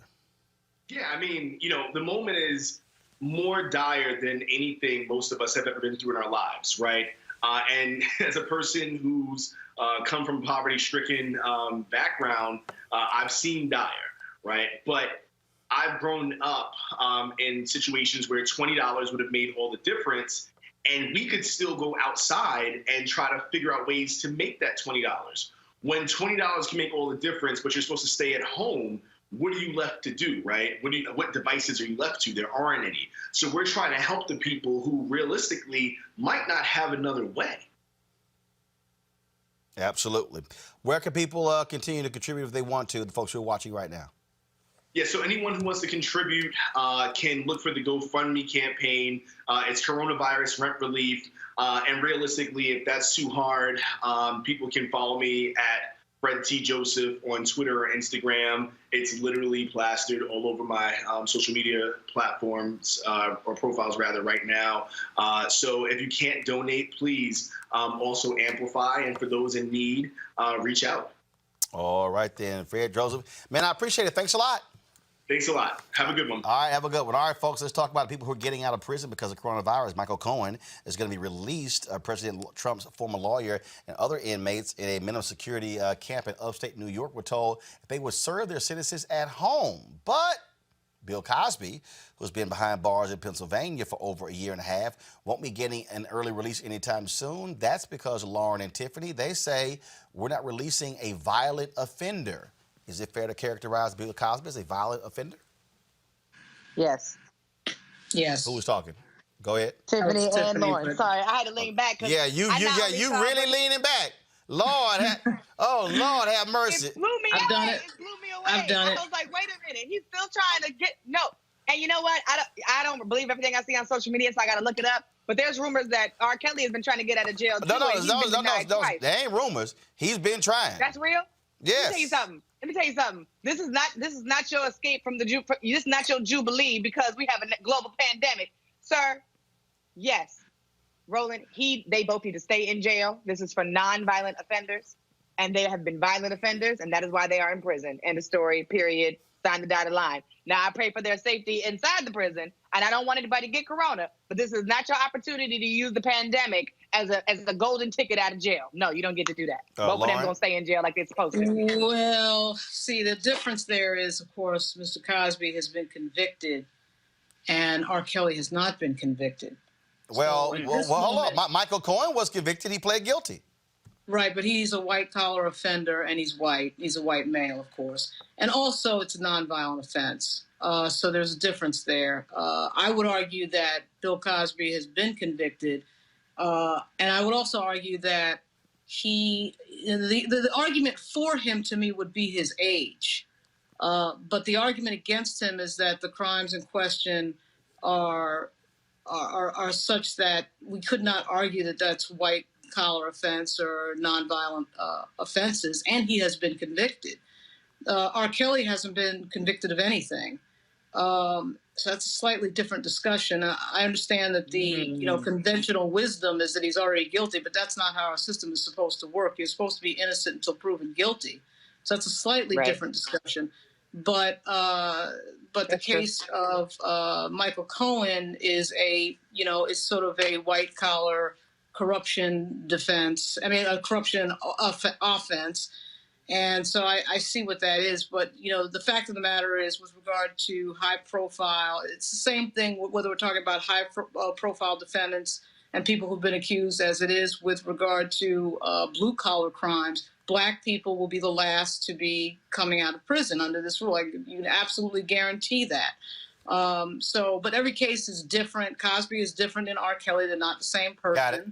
And so it's a very individual thing. Folks, let's talk about this story. Bubba Wallace, NASCAR's only black driver, is speaking out after fellow driver Kyle Larson made headlines for using a racial slur during a virtual race on Sunday. He posted a statement to his Twitter page yesterday reacting to the incident, saying, quote, "As much as I didn't want to be involved, I was from the very beginning. There's a part of my background that feels attacked and hurt, and the other part feels confused and angry." He then went on to say that immediately after that, first of all, he heard the comment. He was watching it. Larson called him that night, was apologetic, was profusely. Bubba said he absolutely meant it, but he said, look, that word has no place at all in our society. Just your thoughts on NASCAR's only black driver, making it perfectly clear, look, hey, man, you got impacted, but I ain't here to cover for you.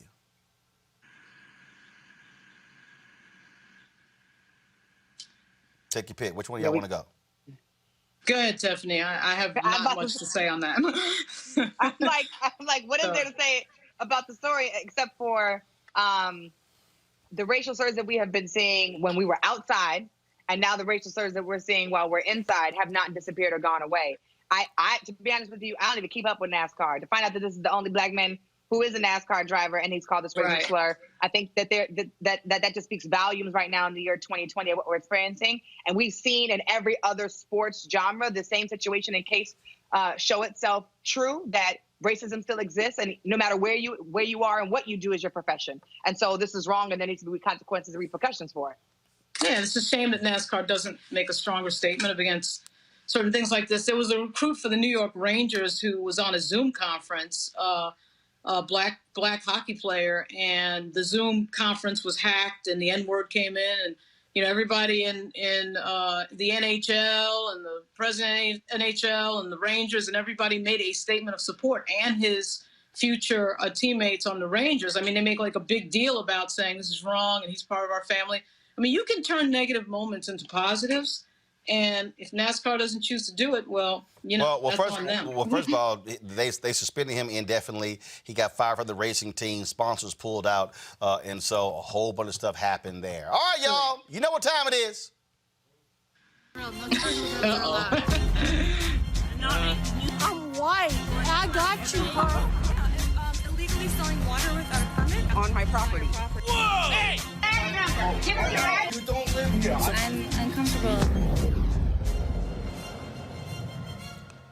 All right, y'all, check this out here. 2 students at a Carrollton, Georgia high school posted a TikTok that they thought was funny.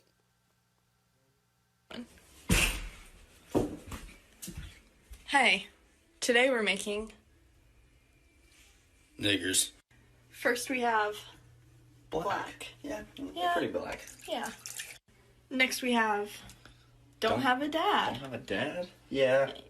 Yeah. And then we have eat watermelon and fried chicken. Fried chicken, Yeah. watermelon? Yeah, that's Yeah, pretty good. that's yeah.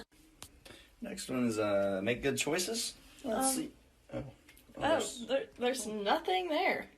Next we have rob people. Specifically whites. Yeah, they do that. Last one is Go to jail?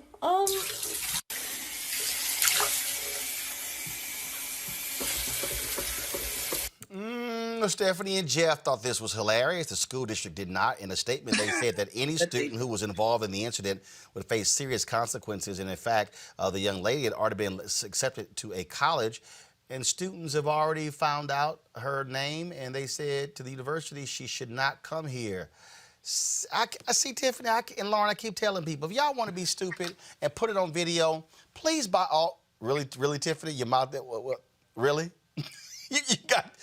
Well, here's the problem. I don't know if you guys... So first of all, where is Carrollton High School at? Carrollton is in Georgia. George, let me tell you something.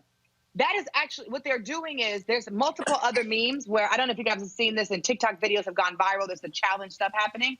Right now, that idea of pouring cups of water, black men and people have been pouring cups of water to build their beautiful black woman. So what happens is they'll pour and they'll say, she's God-driven, she's smart, she's intelligent. It's all the positive affirmations about blackness. And so this right here is a direct attack, not only on that actual challenge to build beautiful black women and to build smart, talented, healthy black communities, but they're trying to be funny. And so that is extremely, extremely violent and triggering for them to do this. And I'm even more appalled that they have no shame showing their face in the TikTok. This is ridiculous. Those different stereotypes are go to jail. I'm looking at the video. That is extremely violent, and I am glad that the school has said that they're not going to graduate. And I hope that they not only apologize but learn their lesson, because the people around them, the friends that they have, need to also know that this was disrespectful and wrong. How dare these little white kids do that? You know what I'm saying? Roland, you know I've been dealing with racism for a very long time in my work, and it never surprises me, but that surprised me, and that is insulting and violent and disrespectful, and I'm glad that the school took those repercussions. Lauren? Well, I mean, it'd be interesting to see if she gets accepted to the college of her choice. I tend to doubt it. The bottom line of it is that people who are insecure will do anything to feel secure, and it's sad. I mean, it's just sad. It is crazy here. All right, so... That's terrible. Well, you know what? Again... that's terrible. Look, bottom line is here. I keep telling you, y'all keep shooting the video, we're going to keep showing it. Right. I don't mind y'all... Keep being white. I don't Keep being white. I don't mind you y'all. gonna tell him how white you are. I don't Keep mind being y'all. white. I don't mind y'all acting a fool, but I'm just trying to tell you, we're gonna go ahead and do this here. All right, y'all. Huggy Lowdown's coming up in just a second. We're about to get him on the line. Y'all go ahead and work on that right now. But I just gotta say a couple of things, cause y'all, these people are really kind of driving me crazy with this whole deal. So let me find this video. So my man Chadwick Boseman posted a video.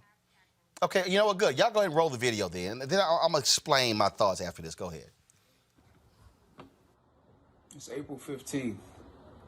It's Jackie Robinson Day. That's right. It's still Jackie Robinson Day. I can't think of a better time to remember my hero, and he's the hero of many of you out there, than this time that we're in, this pandemic. I can't think of a better way to commemorate everything that he was about than to announce the partnership between Tolco and Figs.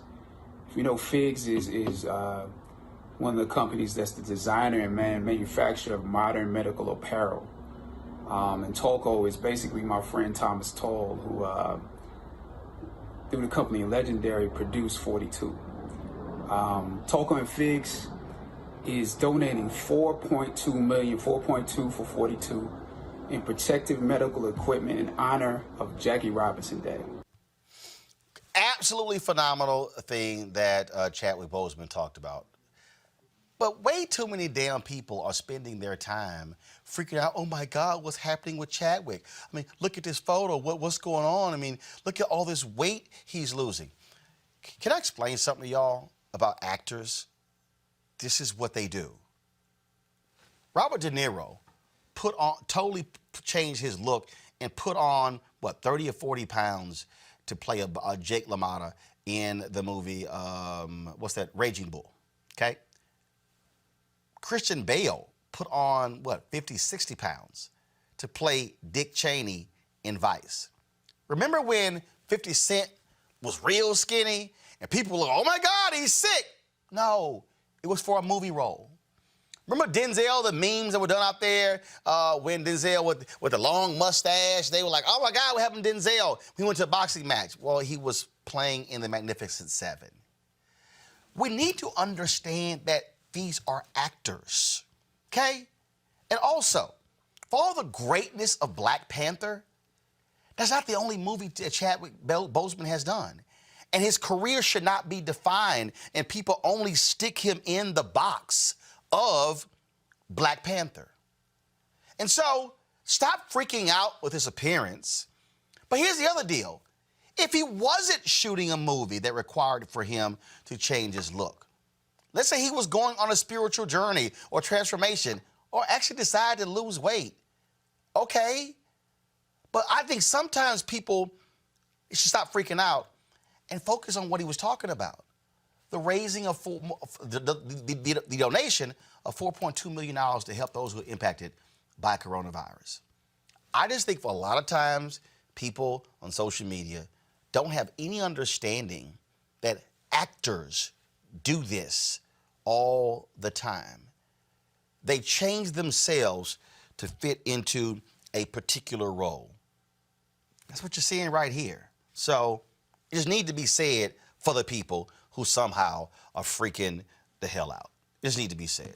All right, folks, we lost a couple of greats as a result of this coronavirus. One of those folks is Theodore Gaffney, just died from coronavirus at the age of 92. In the spring of 1961, Jet Magazine asked Gaffney, a Washington freelance photographer, to travel with the Freedom Riders, a group of activists from across the country who planned to challenge segregation in the South by riding Greyhound and Trailways buses.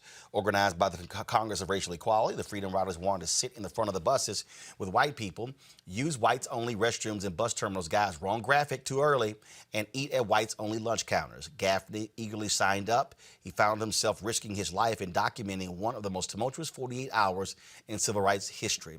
We also saw the passing this week of Willie Davis, Hall of Fame defensive end for the Green Bay Packers in the 1960s.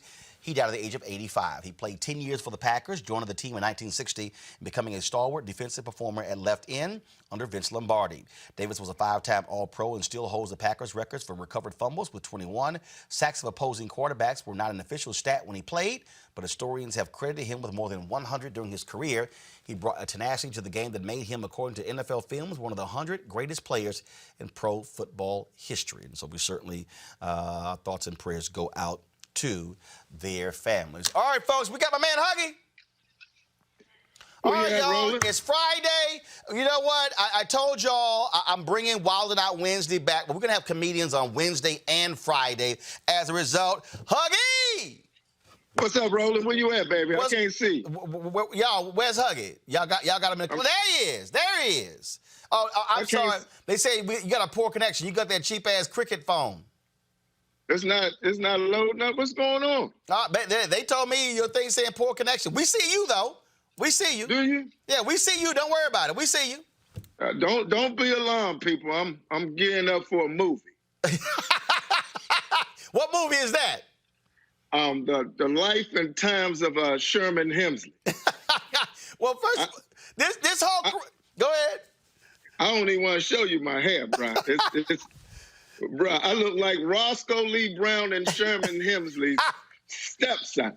Let me tell you something. Black people are having a little difficult time with coronavirus because can't nobody go to the barber, Huggy. Nobody. And they don't want the barber to come to them. Well, in fact, Seth the Entertainer posted, did he take it down? I think he took it down. He posted, yeah, he probably took it down. Seth had posted a photo called Corona Cuts. And he made this joke where he had the barber came over and the barber was charging him $1,200. I saw it on Instagram.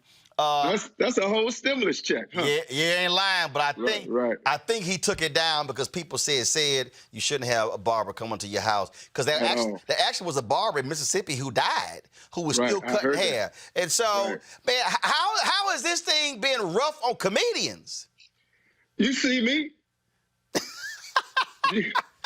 Bro, I don't know what to do right now, bro. Actually, me and Chris Paul is working on the show. It's supposed to be launching on the 25th, so we got that in the works. Launching where? On Instagram Live. Dude, you know what? Let me tell you something, Huggy. Everybody and their mama is on Instagram Live now. I mean, last night. I know you, bro. Go ahead. I know you was ahead of the curve before everybody. That's why I call you Gadget, because you had all the gadgets.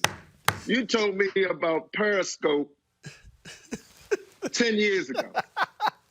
You remember that? We was on a plane. We was coming from... When it launched, I was actually one of the first folks to sign up when Periscope launched. Yep. And you told me about it. You remember we was at the airport. You told me about it. You was like, man, you got to get with this Periscope. I'm like, man, what the hell is this Periscope? And then I logged on, and Donnell Rollins told me, what you know about Periscope? I said, what you think I know about Periscope? Oh, see, you got a little information. Then all of a sudden you start flexing. Roland Martin with me. Well, man, it's a trip because now the problem is don't nobody go to sleep.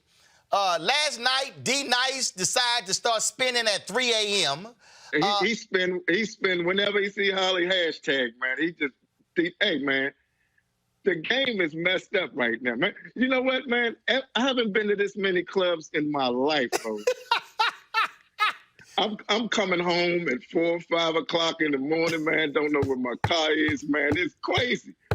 Well, what's also crazy is you're seeing all these entertainers and others. See, again, that's what I said earlier.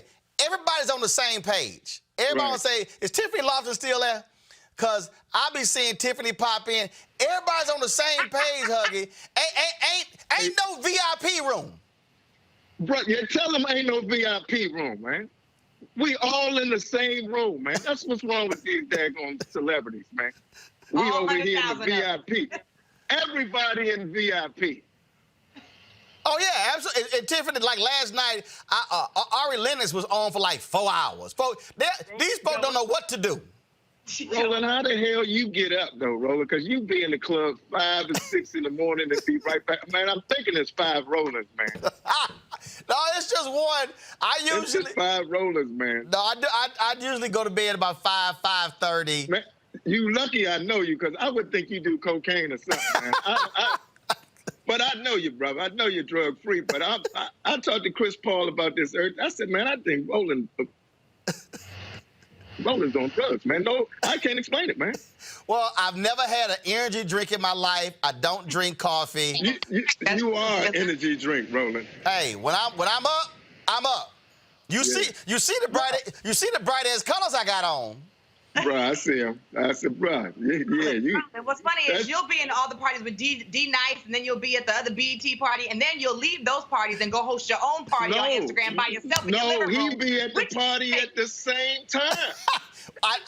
I do have 5 devices, so. At the parties at the same. I'm like, how the hell you at D Nice party?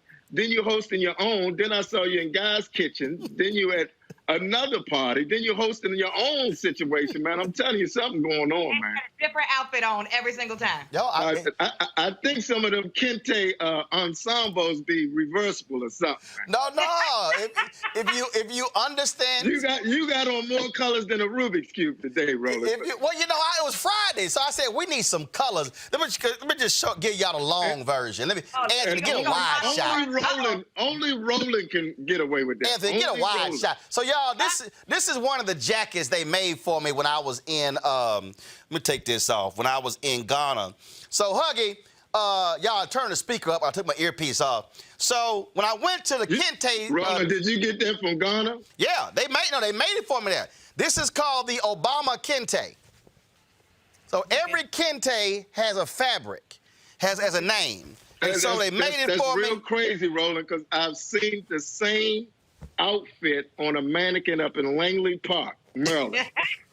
Well, you can order the fabric. That's the same situation, Roland. You can order the fabric. So I'm thinking that's not a one-on-one, Roland. That's a one of many. Did you go in the store and just grab the mannequin out the window? Okay, let me. When Obama went to Ghana, they presented him with the fabric. So yeah, you can order the fabric. What Obama? Barack or the Roland, I brother? got something to show you. Hold on. Oh look, but here's the deal though. They ain't got that coat. They might have a pattern, but they ain't got that coat. What you say? Right. No, it ain't the same. They ain't the same. I can't. Yeah, it ain't the same. No, different thread count. But baby. see, but different thread count. But right, totally different thread count. But here's the other deal. You see, she just got a big ass fabric. I actually had an outfit made. Okay. I didn't know what I wanted to do with it, so I just bought the whole thing. It was hanging on the wall for a lot of years. And they made a hat too, so it's clean. It's clean. You look like a colorful bed in a bag, brother. You damn skippy. Look, I ain't got a problem wearing color. But you sharp though. You stay sharp with it. I'm wearing old Mays hats. Old Frankie Beverly Mays white hat. Old Frankie Beverly Mays hat. Bro. Well, man, the coronavirus has messed up a whole lot of people. There are a whole lot, man, a whole lot. I wonder how the side piece is holding up. Did they release the stimulus check for them, Roland? We need. If they filed for it. If they filed for it, they get it. But the side pieces get stimulus? The pieces, if they file for it, they get it. Hey, I saw a tweet from Dion Cole. He said, dudes taking the trash out 10 times a day just to check their phone. Oh, no, ain't nobody doing all that, bro. Ain't nobody doing all that, man. Well, so how are you dealing with all this time at home? Roland, you know what? I found out, man, I really don't like myself. What do you mean? I'm spending time with myself, man. I get it now. I see why people don't like me. So, what have you discovered? I've been doing a whole lot of self-reflecting, man. What have you discovered in your self-reflection? I can't use curse words, man. Yes, you can. The show's called Roland Martin Unfiltered. Roland was cussing earlier.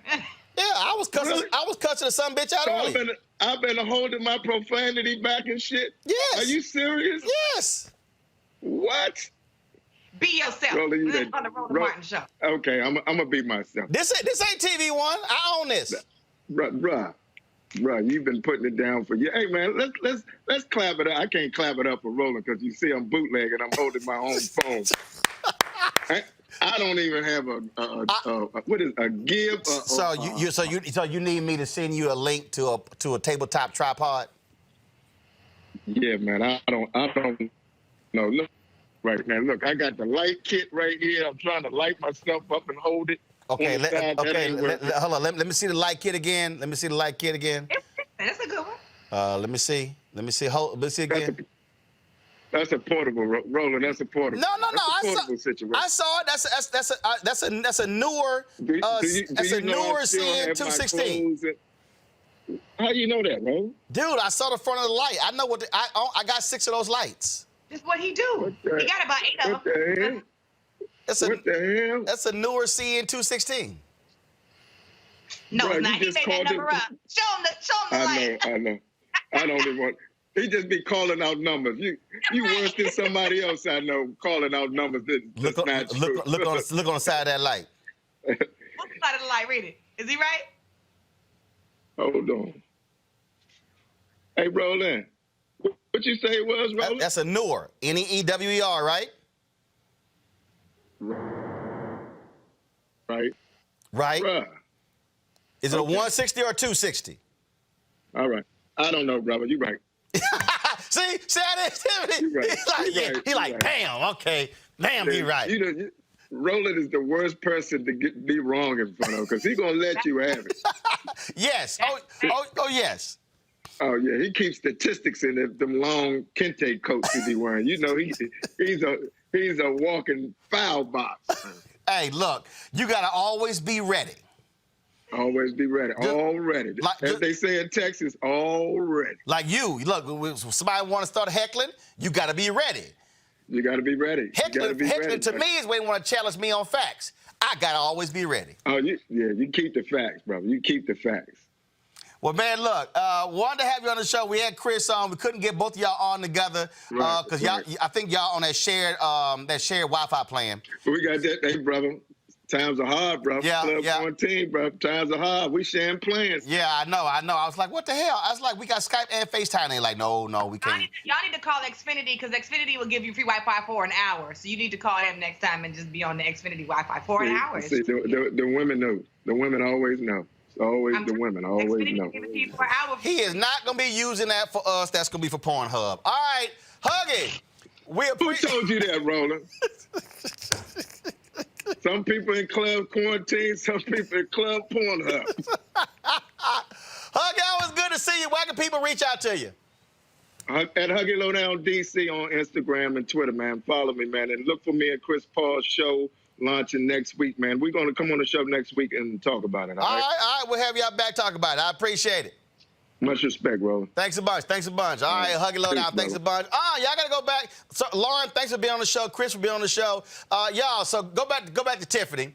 So I posted a video about a week or two ago when Tiffany got her Roland Martin unfiltered shirt. And, y'all, she didn't even talk on the video. All you heard was, ha. Go ahead. Don't show her. Don't show me. Why y'all showing me? Thank you. Show Tiffany solo. Show Tiffany solo. You ain't got to show me. Get off me. Get off me. You see the sweater? Do you see it? You see the website at the bottom? See that? You see the hashtag? You see it? Because it's a hashtag, because we over here, you know what I'm saying? Yeah. I'm a fucking billboard, Roland. I just want the haters to know this was the first show that put me on. This is the show I'm always going to come back to. People was like, Tiffany, why are you with Roland Biden? We ain't seen you in a long time. I said, I've been busy working for the people. But I'm repping. And it looked good because it fit me cute. And, you know what I'm saying? We always want crew necks. So I appreciate this and you setting this up. It wasn't that expensive either. People can go get it. I think it's only $27. Go get it. All you got to do. Get my bio. The link is on RolandMartinUnfiltered.com. Y'all can get that shirt if y'all want to get that shirt. It's a crew neck. It's not a shirt. I'm sorry. Excuse me. It's a crew neck. If y'all want to get the crew neck, y'all want to work it. So here's the deal. Any of y'all get any of the Roland Martin Unfiltered gear, if you post a photo on Instagram or Twitter and Facebook and you tag me, I'll show your photo or your video on the show. That's what we'll do, okay? Tiffany, we appreciate it. Thanks a bunch. Always glad to have you here. Y'all support Tiffany and the NAACP. Thanks a bunch. Again, thank you, Lauren Victoria Burke, Chris Metzler. Folks, we need your support. We do this show every single day, 5 days a week. We don't do this thing as a weekly. We don't do this as sometime. We cover black folks every single day. You saw the experts we had on today. Congresswoman Robin Kelly, Dr. Ebony Hilton, Deborah Owens, America's Wealth Coach, Fred Joseph, Jordan Charlton, Alicia Reese, and then, of course, Huggy. Y'all, that's 7 guests right there. It's some folk, they can't talk to 7 people in a month. We do it every single day. We've been here talking about coronavirus, how it impacts black people, but we also need your support. We need your support because we're not corporate owned, we're independent, we're black owned.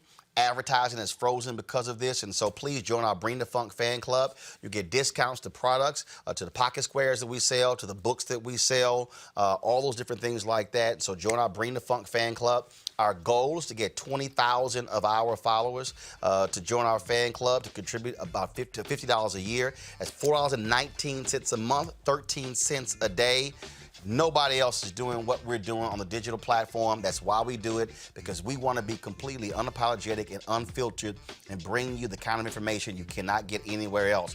Normally, I go 2 hours. Today, I went a little bit over my time. I went about 2 hours and 10 minutes.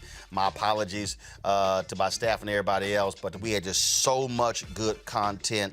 And that's why we do what we do. So do this here. Cash App is right there. Hold up, right there. $RM Unfiltered. All right, flip it. PayPal. PayPal.me/R Martin Unfiltered. I would love to be able to. Here's what I'm gonna do. If 100 of our followers, and look, I'm looking at y'all right now. Y'all can give on YouTube right now. Directly on YouTube.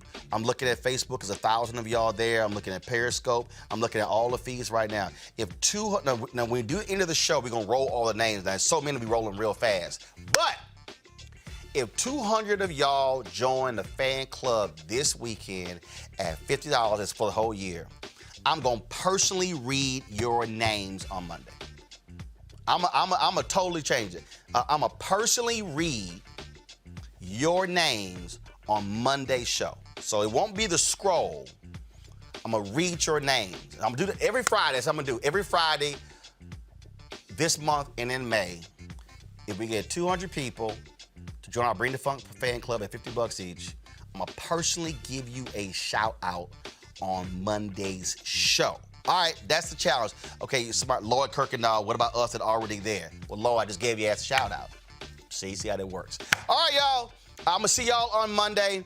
We got some great content streaming this weekend. Hope y'all watch it. Okay, y'all have it. Be safe. Wear your mask. Wear your gloves. Don't congregate. Take care of your families. Check on your loved ones. Check on the elderlies, because we need to make sure that we still here. Holla!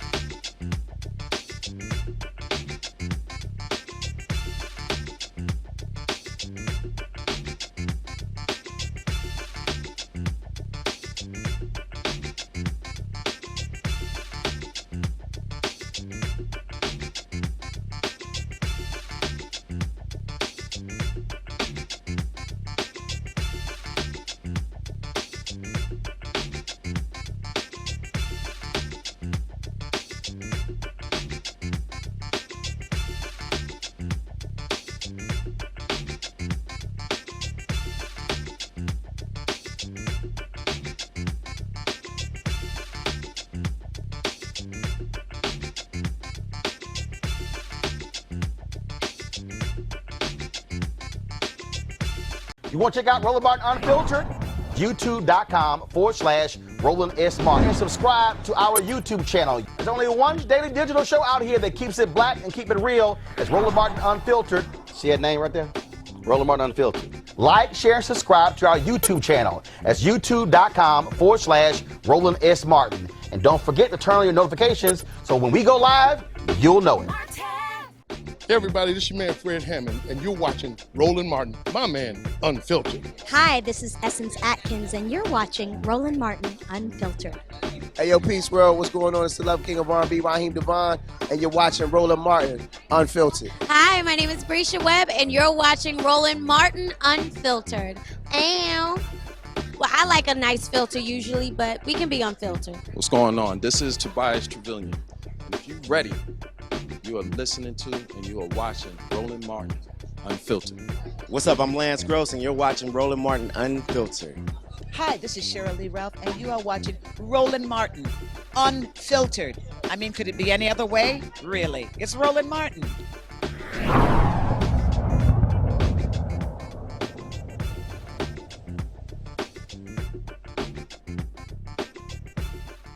You want to support Roland Martin Unfiltered? Be sure to join our Bring the Funk fan club. Every dollar that you give to us supports our daily digital show. There's only one daily digital show out here that keeps it black and keep it real. It's Roland Martin Unfiltered. Support the Roland Martin Unfiltered daily digital show by going to RolandMartinUnfiltered.com. Our goal is to get 20,000 of our fans contributing $50 each for the whole year. You can make this possible. RolandMartinUnfiltered.com.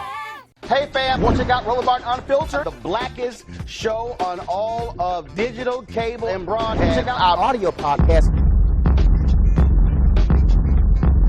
There's only one daily digital show out here that keeps it black and keep it real. It's Roland Martin Unfiltered. Press play.